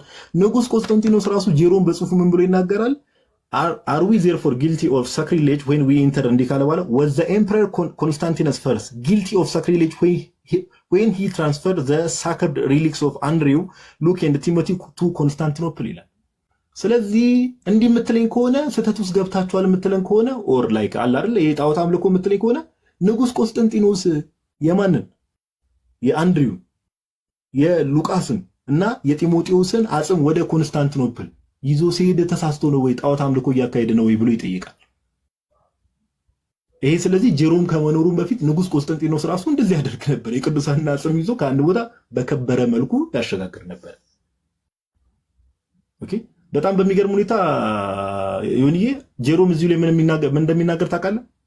የቅዱሳን አጽም ባለበት ቦታ አጋንንት ይንጫጫሉ ይላል ቃል በቃል እዛው ቁጥር 5 ላይ እንዲህ ይላል in their presence the demons cry out የቅዱሳን አጽም ባለበት ቦታ አጋንንት ያለቅሳሉ ይንጫጫሉ and the devils who dwell in vigilantes confess that they feel the influence of the saints vigilantes ውስጥ የገቡት መናፍስቶች ወይ ደግሞ አጋንንቶች ኦኬ ቅዱሳኑ በዙሪያቸው እንደሚያስጨንቃቸው ኮንፌስ ያደርጋሉ። ስለዚህ የቅዱሳን አጽም ባለበት ቦታ ምን ይላሉ? አጋንንት ይንጫጫሉ። እኔ አይደለም ያልኩት ጄሮም ነው። በአንዲት ሰው ቤተክርስቲያን ውስጥ የነበረ ሰው የዛሬ 1600 700 ዓመት ያኔ አጋንንት ይንጫጫ ነበር። እንግዲህ ምን እናድርግ? ቅዱሳኑ ከራሳቸው ነው ይሄ አጽማቸው እንደሚሰራው አይደለም። ማን ነው የሚሰራው ከተባለ ጌታችን መድኃኒታችን ኢየሱስ ክርስቶስ። እግዚአብሔር ለምን በዚህ በኩል ትሰራለህ በዚህ በኩል አሰራም ብሎ ማንንም ይጠይቀው አይችልም። ማንንም ኦኬ። ሶስተኛ ማንሳት የምፈልገው ነገር ያው ብዙ ጊዜ ያው ዮኒ እንደምታውቀው ፕሮቴስታንቶች ኦገስቲንን ያነሳሉ አይደል? ኦገስቲን ይላሉ። እንደ ኦገስቲን እኮ የነሱን ትምህርት የሚደግፍ ነው የሚመስለው። እንደው ይቅር ይበላቸውና ያው ኦገስቲን በእኛ ቤተክርስቲያን ቅዱስ አይባልም። ኦፍ ኮርስ ቅዱስ አንለውም፣ ሊቅ እንለዋለን። ኦገስቲን ግን ሲቲ ኦፍ ጋድ ቻፕተር 22 ከቁጥር 8 ጀምራችሁ ስትመለከቱ በጊዜው በአይኑ ያያቸውን ተአምራት ሲናገር ዮኒ አንድ ተአምር ይናገራል። ምን የሚል ተአምር መሰለ? አሁንም በቤተው የቅዱሳን አጽም ላይ ነው ትኩረት የማደርገው። ኦኬ እንዲህ ይላል when the bishop projectus was bringing the relics of the most glorious martyr Stephen to the water of Tbilisi ይላል። ኦኬ በዛ ጊዜ የነበረው ጳጳስ ፕሮጀክተስ የሚባለው ጳጳስ የማንን የሰማዕቱ የቅዱስ እስጢፋኖስን አጽም ወደ ምን ሲያመጣ ቲቢሊስ የሚባል ቦታ ወይ ደግሞ የቲቢሊስ አካባቢ የሚፈሰዋል የሆነ ኤሪያ አለ። ብቻ a great concourse of people came to meet him at the shrine ብዙ ሰዎች ሊቀበሉት መጡ። እንግዲህ ዮኒ ጭንቅላት ላይ የሳለው ብቻ የቅዱስ እስጢፋኖስን አጽም ያ ጳጳስ ኦገስቲን በነበረበት ሰዓት ነው። ያ ጳጳስ ያንን አጽም ይዞ ሲሄድ ህዝብ ሊቀበለው መጣ።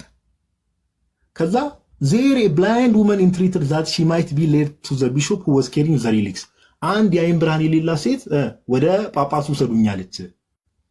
በፊት በቤተክርስቲያን ስርዓት ምን ይደረግ ነበር ዮኒዬ?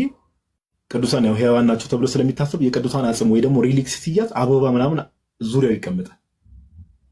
አሁን ራሱ ሰው ሲሞት ዝም ብሎ አበባ ምናምን ይቀመጥ የለ አበባ ይደረጋል። ከዛ ያቺ የዓይን ብርሃን የሌላት ሴት ወደዛ ትወሰዳለች። ወደማ ወደ ጳጳሱ ሰዱኝ አለች። ከዛ he gave her the flowers he was carrying ይሄ አበባው ምኑን ነክቶታል አልኩ? የቅዱሳን አጽም ነክቷል። ከዛ ጳጳሱ አበባውን ሰጣት። ከዛ she took them applied them to her eyes ወሰደች አበባውን አይኗ ላይ ያደረገችው። ምን ቢሆን ጥሩ አይኗ በራ። ይሄን ኦገስቲን የጻፈው ፕሮቴስታንቶች ኦገስቲን አትበሉም ባካሉ። በልብ ቅንነት ከሆነ የኦገስቲንን ጽሑፍ ገብታችሁ ኦገስቲን ባይኑ ያየውን ነው እግዚአብሔር በቅዱሳኑ የሚያደርገውን ተአምር ብሎ ይሄው በቅዱሳን አጽም በዚህ ደረጃ ተአምር ሲደረግ ኮንፊስ ያደርጋል። በአካባቢው የነበሩ ሰዎች በሙሉ ተደነቁ። ኦኬ እሷም ደግሞ በሐሴት በደስታ እነርሱን ተከትላ ሄደች ይላል ኦገስቲን።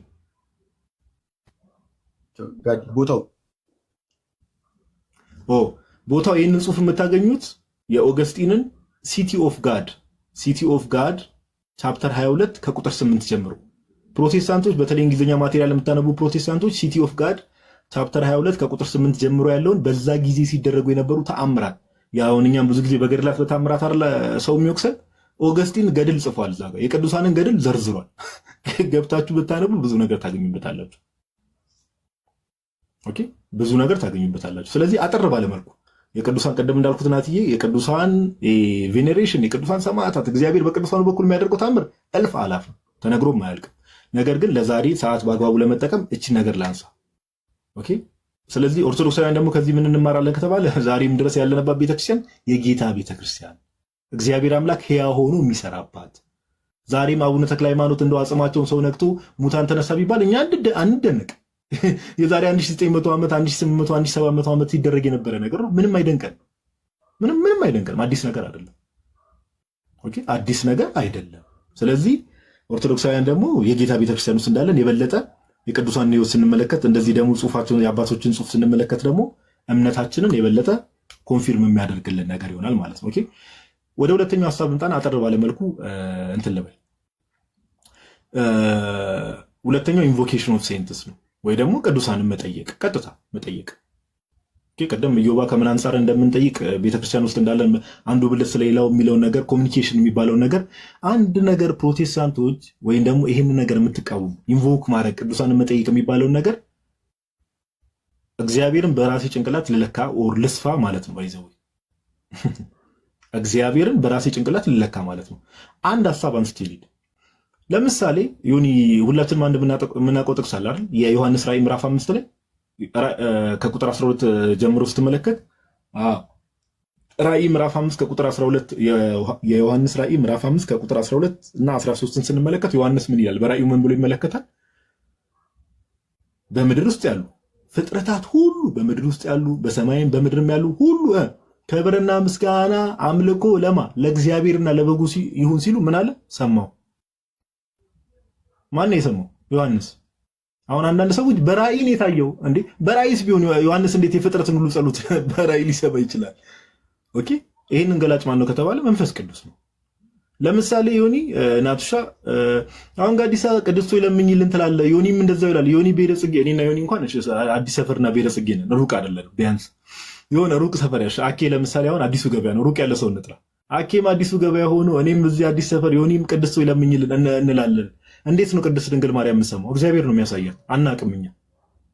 የእግዚአብሔርን አሰራር እንደው የሆነ ስክሪፕቶና ደብተር ይዘን በዚህ ገብተ በዚህ ወጥተ ጉግል ማፕ ላይ እንዳለ ነገር አለ፣ እንደዛ አይነገርም ለእግዚአብሔር። የእግዚአብሔርን አሰራር እንዲህ ብሬክዳውን አድርገ አስረዳኝ ብትለኝ እንዴት ነው ብትለኝ አይ ካናት ኤክስፕሌን ኢት። ግን በአባቶች ትምህርትም ሆነ በመጽሐፍ ቅዱስ ልደግፍልህ እችላለሁ። ለፍጥረት የማይቻል ነገር ለፍጥረት የማይሆን ነገር ለእግዚአብሔር ሲደረግ አይተናል ብዙ ጊዜ። ኦኬ፣ እግዚአብሔር ለፍጥረት በባህሪ የማይቻል ነገር እግዚአብሔር ሲያደርግ ተመልክተናል። አሁን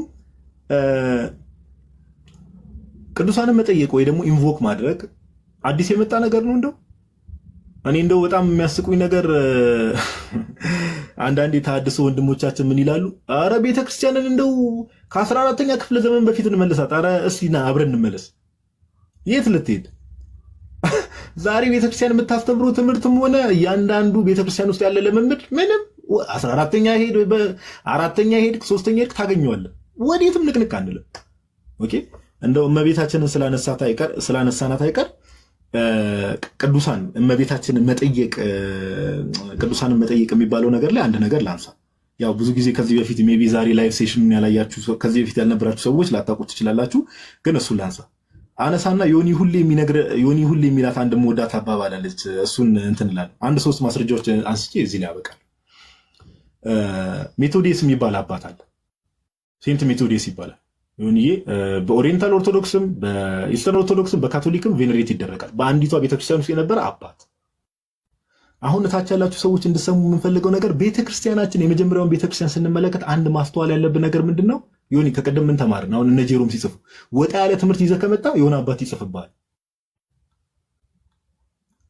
አይደል? የሆነ ወጣ ያለ ትምህርት ይዘህ ከመጣ የሆነ አባት ትምህርቱ ትክክል ቢሆን ማንም አይናገረውም ነበር። ትምህርቱ ግን ወጣ ሲል መጥተው ይናገሩታል። ኤግዛክትሊ። መንፈቅና ወጣ ያለ ትምህርት ይዘህ ከመጣ ይጻፍብሃል።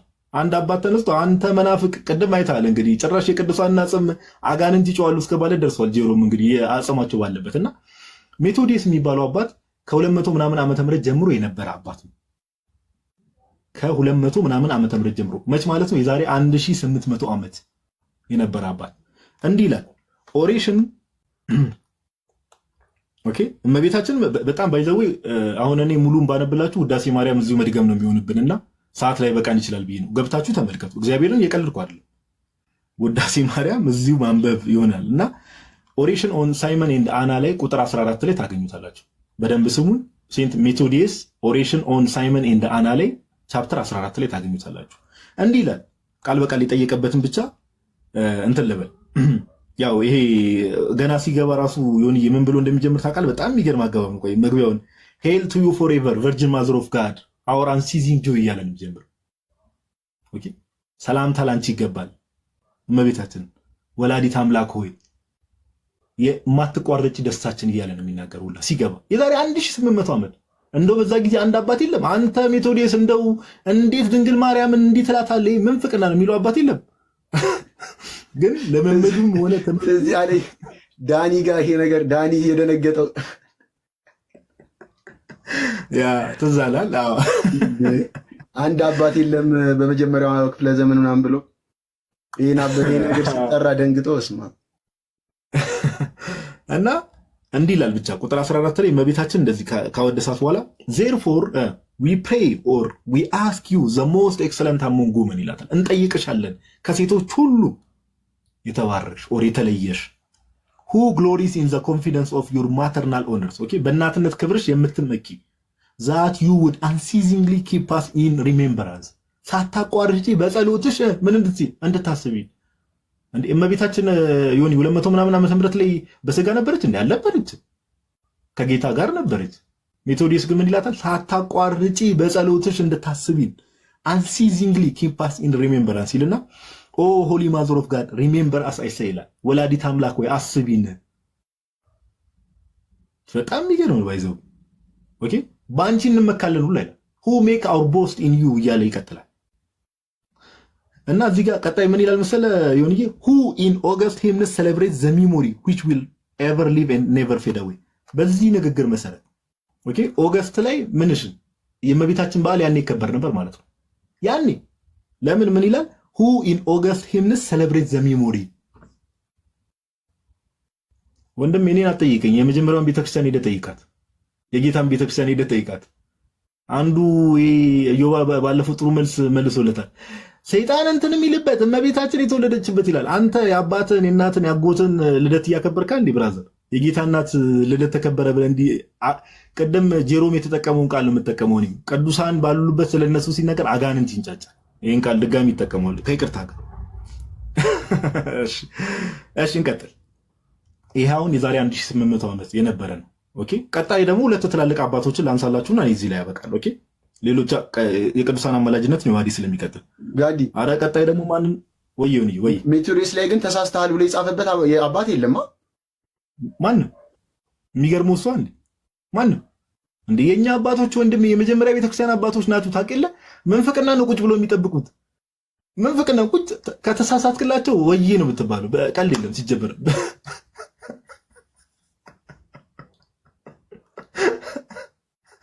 እግዚአብሔርን ቀልድ የለም እንዴ። ቅዱስ ኢሬኔዎስን ብትመለከት እኮ አጌነስ ሄረሲስ በእንተ መናፍቃን ሙሉ መጽሐፍ ነው ያለው ብራዘር፣ ሙሉ መጽሐፍ። መንፈቅና አይታለፍም፣ ስህተት የሆነ ነገር። ቅዱስ ጎርጎርዮስ ዘንዚናዙን ደግሞ ላንሳላችሁ፣ ከካፓዶሻን ፋዘርስ ውስጥ አንዱ ነው። እሱ ደግሞ ምን ይላል? አጠር ባለ መልኩ ላስቀምጥ። እሱ ነው ኦሬሽን 24 ቁጥር 19 ላይ ሴንት ግሪጎሪ ኦፍ ናዚያንዘስ ወይ ደግሞ ቅዱስ ጎርጎርዮስ ዘንዚናዙ ማንን ይጠራል መሰላችሁ? ሲፕሪያንን ይጠራዋል። ቅዱስ ቆጵሪያኖስ ከሱ በፊት የነበረ አባት ነው። ቅዱስ ሴንት ሲፕሪያን ወይ ደግሞ ቅዱስ ቆጵሪያኖስ ምን ብሎ ይጠራዋል መሰላችሁ? ኦሬሽን 24 ቁጥር 19 ላይ may you Cyprian watch over us from above in your mercy and give direction to our lives and words። ቅዱስ ጎርጎርዮስ ምን ይላል? ሲፕሪያን ሆይ ተመልከተን። ኦኬ ሲፕሪያን ከነበረበት ኦልሞስት ከ100 ዓመት በኋላ ነው ቅዱስ ጎርጎርዮስ የነበረው። ይሁን አይገናኙም ሁላ። ሲፕሪያን ከሞተ በኋላ ነው ጎርጎርዮስ የመጣው። ምን ይለዋል? ተመልከተን፣ ከላይ ተመልከተን ይለዋል። እንዴ ቅዱስ ጎርጎሪዎስ ቅዱስ ቆጵርያኖስን ተመልከተኝ ካለ እኔ ቅዱስ ጊዮርጊስን ተመልከተኝ ብለው ታዲያ ምንድን ነው የሚያንጨረጭር? እኔ ቅዱስ ጎርጎሪዎስ የገባበት ልግባ፣ ችግር የለውም ወንድሜ። እንደዚህ ብዬ ስተት ከሆነ ቅዱስ ጎርጎሪዎስ የገባበት ልግባ፣ እውነት ለማውራት ኦኬ። አንዳንዴ ደግሞ ቆርጣችሁ ቅዱስ ጎርጎሪዎስን ደግሞ የሸዋ ሊቀ ጳጳስ እንዳይመስላችሁ፣ ጎርጎሪዎስ ዘንዚናዙ ነው እያልኩ ያለሁት። አሁን እዚህ በቅርብ ነበር ብላችሁ ደግሞ ሌላ ነገር ውስጥ እንዳከቱኝ እኔ ኦኬ። እንዲህ ይላል ብቻ May you Cyprian watch over us from above in your mercy and give direction to our lives and words ይላል ኦኬ። ለህይወታችን አቅጣጫ ስጠን። May you shepherd this holy flock ይላል ኦኬ። ይሄንን እነዚህ በጎች ያው እንግዲህ ቅዱስ ጎርጎሪዎስ የነበረበት የሚመራው መንጋ አለ። አንተ ከላይ ሆነ እነዚህን በጎች ጠብቃቸው። በጌታ ዘንድ ሆኖ እኮ እሱ እዚህ ሆኖ በጌታ ዘንድ ያለውን ቆጵርያኖስን እነዚህን በጎች ጠብቃቸው ይላል እንዴ። እኔ እመቤታችንን ታዲያ ዮኒ እናቱን አንተሽን ጠብቅ ወንድሞቼ ጠብቂልኝ ብል ምንድን ነው የምትደነቀው? ምን ይደንቃል እንዴ? ኦኬ ብቻ መጨረሻ ላይ ምንድነው ቅዱስ ቆጵርያኖስም እንደሞተ ከጌታ ጋር እንደነበረ ብቻ በጽሁፉ የምንረዳው ምንድነው ከመናፍቃንም አለ አይደል ይሄ በግለምድ ለብሰው ከሚመጡ ጠብቃቸው ካለ በኋላ and by granting to us in greater fullness and clarity the radiance of the holy trinity at whose side you now stand ኦኬ በቅድስት ሥላሴ ዙፋን ፊት እንደቆመ ያሳያል። በቅድስት ሥላሴ ዙፋን ፊት በዛ ከቆምክበት እኛን እንትን እንድትለን ይላል ማ ጎርጎሪዎስ ኦሬሽን 24 ቁጥር 19 ኦኬ ኦሬሽን 24 ቁጥር 19 ላይ ቅዱስ ጎርጎሪዎስን ተመልክተናል። ሌላ ቅዱስ ኤፍሬምን ኮሜንተሪውን ማርክ ላይ ሄዳችሁ ስትመለከቱ ሰማዕታትን ቀጥታ ሲጠይቅ ማየት እንችላለን። ቀጥታ ቅዱስ ኤፍሬም ግን እኔ ከዚህ በፊትም እንደው አንዳንድ ሰዎች ሊያጭበረብሩ ስለሞከሩ አንድ አባት ደግሞ ልጨምራለሁ። ቅዱስ ባስልዮስን ልጨምርላችሁ። ሴንት ቤዝል ዘግሬት ወይ ደግሞ ቅዱስ ባስልዮስ ዘቂሳሪያ ቅዱስ ባስልዮስ ዘቂሳሪያ ሌተር 360 ላይ ከዚህ በፊት አንድ ሁለትና ሶስት ሁለት ፕሮቴስታንቶች እንደዚህ እንደው ይሄ ልክ ያልሆነ ሰነድ ነው አውተንቲክ አይደለም ምናምን ብለው የፕሮቴስታንት ስኮላር ጠቅሰው ቪዲዮ ሊሰሩብኝ ሞክረዋል። እኔ እንደው ሌሎች ብዙ ስኮላር ማቅረብ የሚቻል ነበር እንደው ባክ ኤንድ ፎርዝ መመላለስ፣ ግን ማስረጃው ላቀርብላችሁ እንዲህ ብሎ ይናገራል። ስለ እንትኑ ብቻ ስለ ቅዱሳን ቀጥታ ስለመጠይቅ ቅዱስ ባስልዮስ ዘቂሳሪያ ሌተር 360 ወይ ደግሞ ሴንት ቤዝል ዘግሬት የሚባለው 360ኛ መልእክቱ ላይ ማለት ነው እንዲህ ላይ ኦኬ I acknowledge also the holy apostles, prophets and martyrs and I invoke them to supplication to God. ምን አረጋቸዋለሁ? ኢንቮክ አረጋቸዋለሁ። ማንን? ሰማዕታትን፣ ሐዋርያትን፣ ነቢያትን ምን አረጋለሁ? ኢንቮክ አረጋለሁ፣ እጠይቃቸዋለሁ፣ ለምናቸዋለሁ። ምን? ወደ እግዚአብሔር ጸሎት እንዲያደርሱ ቃል በቃል and I invoke them to supplication to God ካለ በኋላ that is through their mediation the merciful God may be propitious to me. And that a ransom may be made and given me for my sins ይላል። በእነርሱ ጸሎትና ምልጃማ እግዚአብሔር አምላክ ኃጢአቴን ይቅር እንዲለኝ ለኃጢአቴ ምሕረት እንዲሰጠኝ ቃል በቃል ይኸው ማን እናነሳን? ዮኒስካው ሜቶዲየስን አነሳን፣ ቅዱስ ጎርጎርዮስ ዘንዚናዙን አነሳን፣ ቅዱስ ባስልዮስን አነሳን። ቃል በቃል እንደው ወደዚህ ወደዛ የማያስብል የመጨረሻ 30 ሰከንድ ወስጄ ያው ፕሮቴስታንቶች ጆሮ ሰታችሁ የምትሰሙ ያው የተወሰነ የምታነቡ ካላችሁ ኦገስቲንን ላንሳላችሁ እዛው የቀደሙ ላይ ሲቲ ኦፍ ጋድ ላይ ኦኬ ኦገስቲን ጭራሽ ተአምሩላ ጽፈዋል። ሲቲ ኦፍ ጋድ ቻፕተር 22 ከቁጥር 8 ጀምሮ ሄዳችሁ ስትመለከቱ ተአምሩላ ትመለከታላችሁ። ማነው ጸሐፊ? ኦገስቲን። ምን ብሎ አንድ ደሃ ሰው እንደነበረ ባጭሩ ታሪኩ ልንገራችሁ። አንድ ደሃ ሰው እንደነበረ ከዛ የሚለብሰው ነገር እንዳጣ ያለፉ ዮኒ ሰማዕታትን ይጠይቃቸዋል። ቃል በቃል ምን ይላል? ዜሮ ዘ ፌሎ ታውንስማን ኦፍ አውርስ አት ሂፖ ፍሎሬንቲስ የሚባል አንድ ሽማግሌ ነበረ እና ራሱን በልብስ ስፌት ነበር የሚያስተዳድረው እያለ ይቀጥላል። ልብሱ ይጠፋበትና ከዛ በኋላ ሌላ መግዣ ስለሌለው ሰማዕታቱን በጊዜው ምን ይባሉ ነበር? he prayed to the 20 martyrs ወደ 20 ሰማዕታት ጸለየ ይላል። በጊዜው ልብስ መግዣ ስላልነበረው። የድሮ ሰዎች እምነታቸው ይገርማል። ባይዘው በጣም እምነት አላቸው። ከዛ ሎንግ ስቶሪ ሾርት ታሪኩን ባጭሩ ገብታችሁ ማንበብ ትችላላችሁ። ልብስ የሚገዛበትን ወዲያውኑ ሳይቆይ ታሪኩን ገብታችሁ ብትመለከቱ ወደ 20ዎቹ ኦገስቲን ያምን ነበር። ይህንን ነገር ይቀበል ነበር። ቅዱሳንን መጠየቅ ባጸደ ነፍስ ያሉ ቅዱሳንን ባይቀበልማ ዮኒ ምን ያደርግ ነበር? እዚህ ጽሑፍ ላይ ለምን ታሪኩን ይጽፋል? ተአምር ብሎ ራሱ ባይቀበል እና በጣም አበዛሁት። በጣም ይቅርታ። አንዳንዴ ስሜታዊ ሲሆን ያው ብዙ ማወራው ነገር አለ።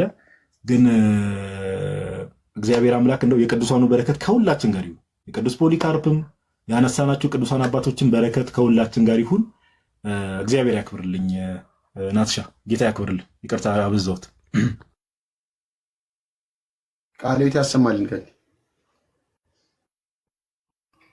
ቃልዮት ያሰማልን። ጋዶ እግዚአብሔር ያክብርልን። አይ ድንቅ ነበር። በጣም ቆንጆ ነው። ምንም እንትን አላለም። ኮመንት እስቲ እየተማራችሁ ነው። ስፔሻሊ አሁን ጋዴ ያነሳውን በቃ በትክክል ሰምታችኋል አይደለ? ጥያቄ ይለያል። አሁን ጥያቄ አይደለም። ጋዴ ያነሳቸውን የአባቶች ማስረጃ ሰምታችኋል። አሁን ጋዴ ባጭሩ ምንድን ነው ከአባቶችም ኢንቮኬሽን ወይ ደግሞ እኛ ጥሪ እንዴት እንደምናቀርብ በአባቶች ዘንድ ከመጀመሪያው ጀምሮ የነበሩ አባቶች በቤተክርስቲያን ዘንድ እንደገና ደግሞ ለእነሱ ያለው የሚሰጣቸው ክብር በስጋ ራሱ ቢለዩን ራሱ የሚሰጣቸው ክብር እና የሚቀርብላቸውን ጥሪ ከመጽሐፍ ቅዱስም ከአባቶችም አስረድቶናል እና ቃልዮት ያሰማልን። በዚሁ አያይዘ ዮሐዴ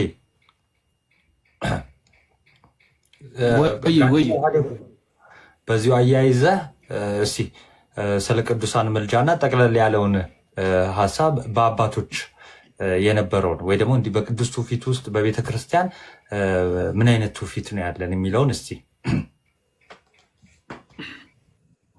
እሺ፣ በስመ አብ ወወልድ ወመንፈስ ቅዱስ አሐዱ አምላክ አሜን። ወንድሞች ሁላችሁም ቃልዮት ያሰማልን። በጣም ጸዴ ሴሽን ነበረ። ላዳግም ምንድነው የሚባለው ኩክድት የሚባል ነገር አለ። የፕሮቴስታንት ትምህርት ኩክድ በቃ አሁን በስሎላችኋል።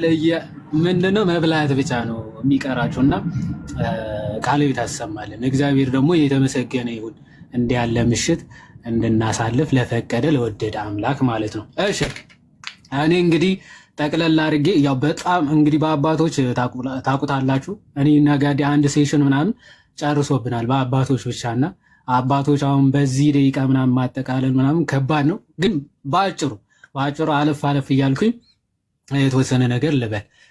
እንግዲህ በነገራችን ላይ የምልጃ ዋናው ጽንሰ ሀሳቡ ቅድም እዮባ ሰምታችሁት ከሆነ ከቤተክርስቲያን አንድነት የሚመነጭ ነው። እሺ ከቤተክርስቲያን አንድነት የሚመነጭና ከፍቅር የሚመነጭ ነው እና ቅዱስ ዮሐንስ አፈወርቅ የአዲስ ዓመት ድርሳን የሚባል አለው እና እዛ ላይ ስለ ቅዱሳን አማላጅነት ሲናገር የሚናገራቸውን ሁለት ነገሮች ተናግሬ ቀጥታ ወደ አባቶች ማስረጃ ይሄዳሉ።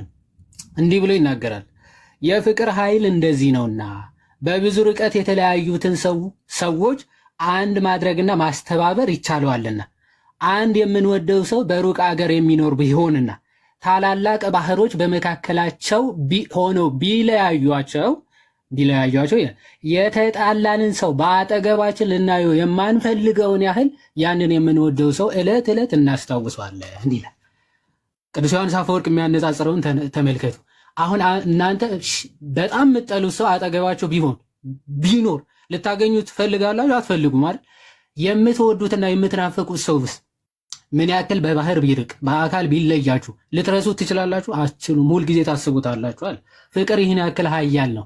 ለዛ ነው በምድር ያሉ ክርስቲያኖች በሰማይ ካሉ ቅዱሳን ጋር በፍቅር አንድ የተሳሰሩ ስለሆነ ምንም ያክል የቦታ ርቀት ቢኖራቸውም እንኳን የመንፈስ አንድነት ስላላቸው ሁልጊዜ በፍቅር ምን ይባባላሉ? ይተሳሰባሉ። ይህ የሁሉም አባቶች ሀሳብ አስተምህሮ ነው ማለት ነው። እሺ የሁሉም አባቶች ሀሳብና አስተምህሮ ቅዱስ ዮሐንስ አፈወርቅ ቀጠል ሊያደርግና እዚህ ክፍል ላይ ያነጻጽራል። ለምሳሌ እኛ ሚሊታንት ቸርች ውስጥ ያለን ወይም ደግሞ ተዋጊ ቤተክርስቲያን ውስጥ ያለን፣ እነዛ ደግሞ ተጋድሏቸው የጨረሱ ቅዱሳን ናቸው ይልና ከምን ጋር ያነጻጽረዋል? ታስታውሳላችሁ? ሙሴ ከአማሌቃውያን ጋር ጦርነት ሲያደርግ አሮን እና ማን ነበረ አንዱ ይቆራረጣል። አይሰማም? ኦኬ አንዳችሁ ከላይ ሆኑ እያልኳቸው ለታጥ እንዲመች ቀጥል በል። ኦኬ እሺ። ስለዚህ ምን ብሎ ይናገራል?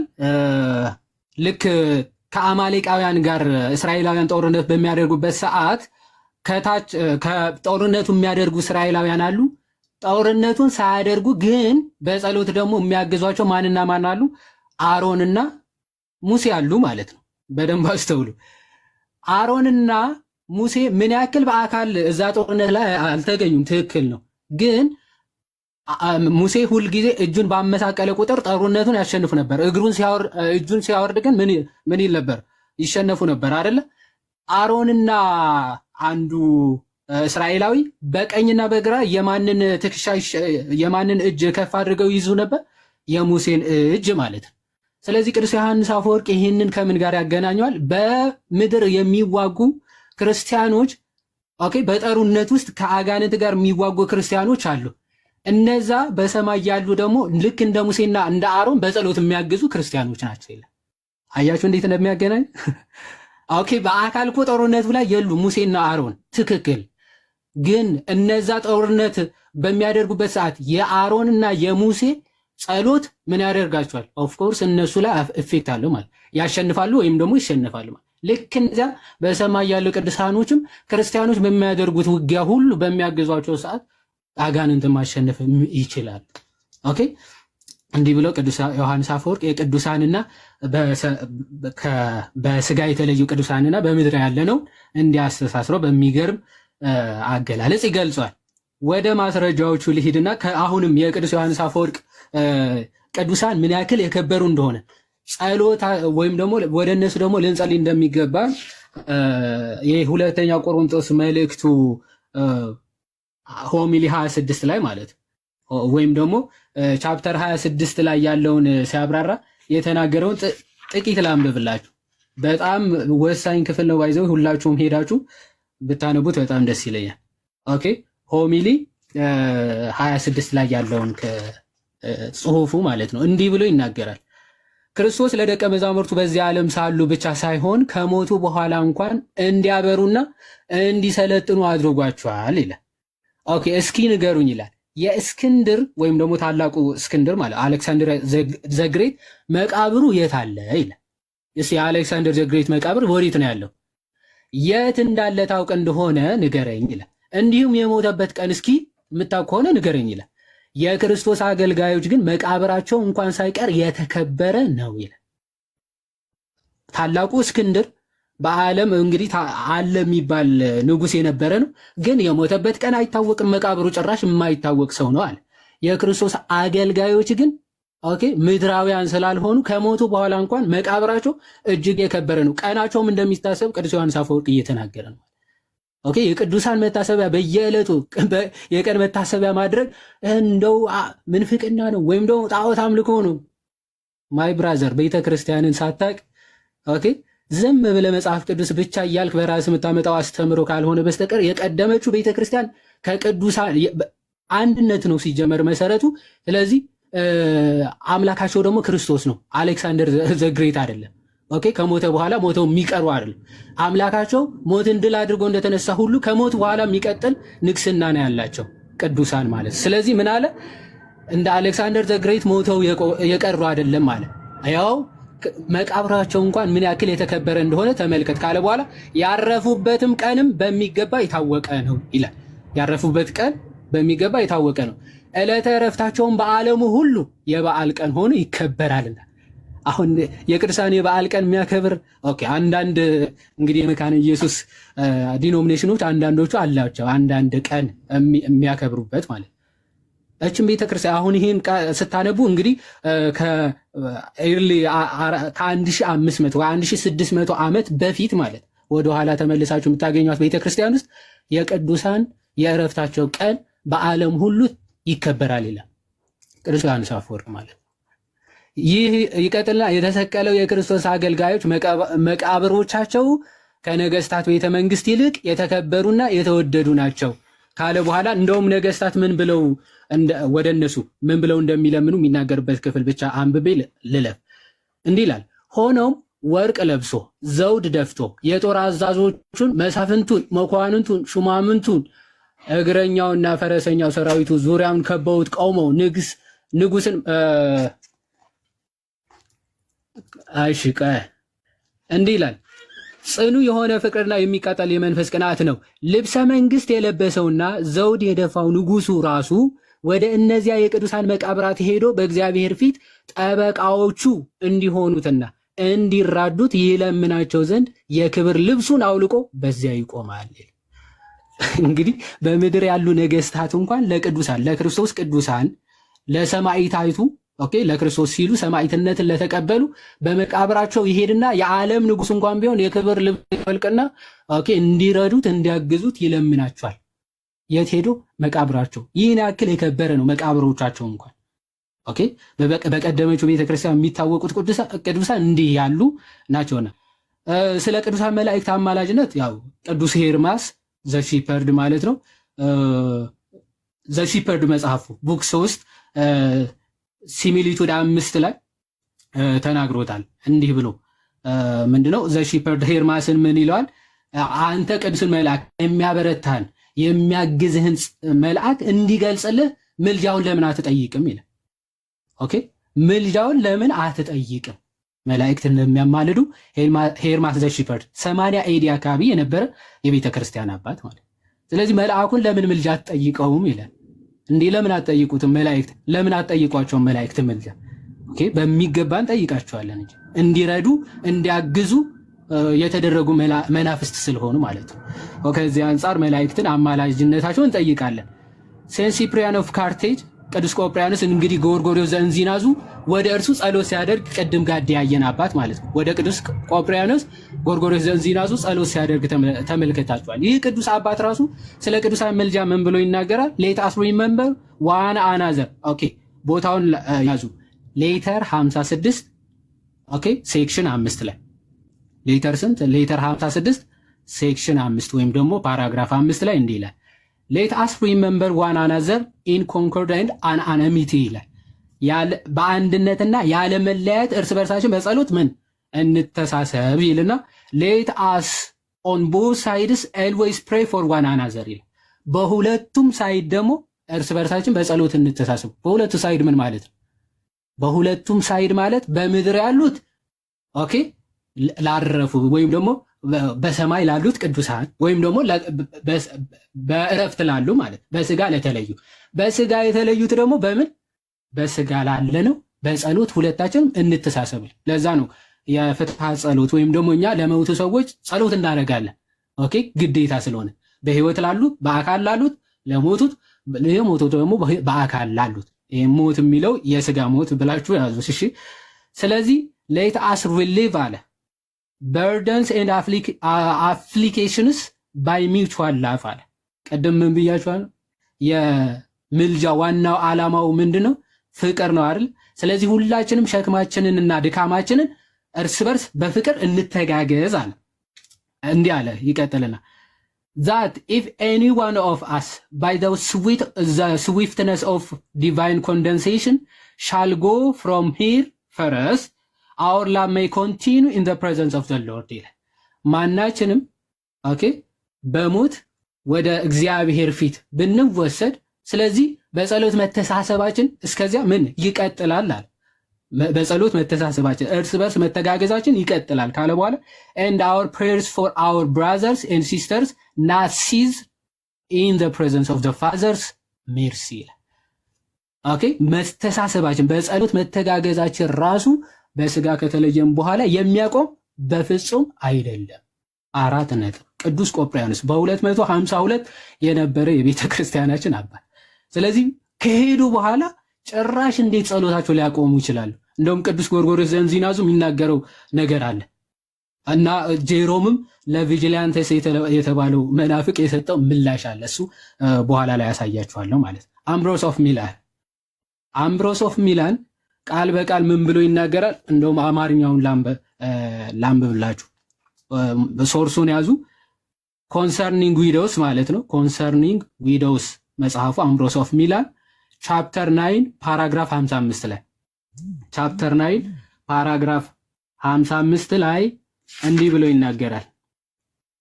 ኦኬ ቅዱስ አምብሮስ ኦፍ ሚላን እሺ እንዲህ ይላል እኛን ይጠብቁን ዘንድ የተሰጡን ቅዱሳን መላእክት ስለኛ ይማልዱልን ዘንድ ልንለምናቸው ይገባል። ማይዘው ለምኗቸው ልንለምናቸው ይገባል። ቅዱሳን መላእክትን አንድ ያዙ ኦኬ እንዳትረሱ። ምናል ኮንሰርኒንግ ዊዶስ ወይም ደግሞ በእንተ ማውታን ማለት ነው ቻፕተር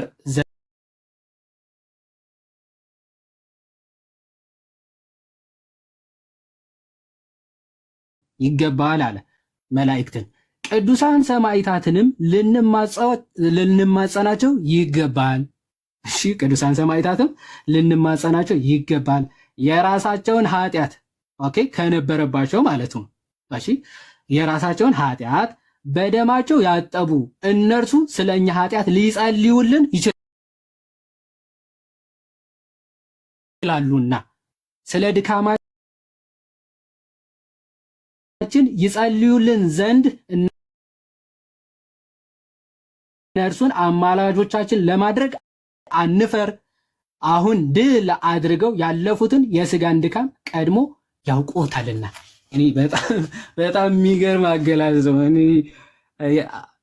ይሄን ስትሰሙ እንደ የትኛው ቤተክርስቲያን ላይ ያለሁት ብላችሁ እንድታስቡ ነው። አክቹዋሊ በነገራችን ላይ የትኛው ቤተክርስቲያን ውስጥ ነው ያለሁት ምን ጉድ ነው እንድትሉ ፕሮቴስታንት ወንድም እህቶቻችን በተለይ ማለት ምን አለ እኛን ይጠብቁን ዘንድ የተሰጡ ቅዱሳን መላእክት ያማልዱልን ዘንድ ልንለምናቸው ይገባል። ቅዱሳን ሰማዕታትም አለ ሰማዕታት ማለት ሰማዕት የሆኑ ማለት ነው። ኦኬ ልንማጸናቸው ይገባል ካል የራሳቸው ኃጢአት በደማቸው ያጠቡ እነርሱ ስለኛ ኃጢአት ሊጸልዩልን ይችላሉና ኦኬ ስለ ድካማችን ይጸልዩልን ዘንድ እነርሱን አማላጆች ለማድረግ አንፈር። እናፍራለን? እኛ ክርስቲያኖች አናፍርም። አሁን ድል አድርገው ያለፉትን የስጋን ድካም ቀድሞ ያውቁታል። እኛ የሚገጥመንን ድካም እነሱ አያውቁትም፣ ያውቁታል። በምድር ላይ ያሉ የገጠማቸው ድካም ስለሆነ ማለት ስለዚህ ልንጠይቃቸው ልናፍር አይገባም ብሎ አምብሮስ ኦፍ ሚላን ይናገራል። ቅዱስ ቄርሎስ ዘኢየሩሳሌም በሚገርም ሁኔታ በጣም ብዙ ቦታዎች ነው የሚጠቅሰው። ሁለት ቦታዎች ብቻ ልጥቀስ። ኦኬ ሁለት ቦታዎች ብቻ ልጥቀስ። ቅዱስ ቄርሎስ ዘኢየሩሳሌም ካቴክቲካል ሌክቸሩ ቻፕተር 18 መጀመሪያ ቻፕተር 18 አይ ቲንክ ቻፕተር 18 ነው መጽሐፉም ስላለኝ አንዴ ቼክ ላድርግ። ቻፕተር 32 መሰለኝ 32 31 18 ላይ ያለ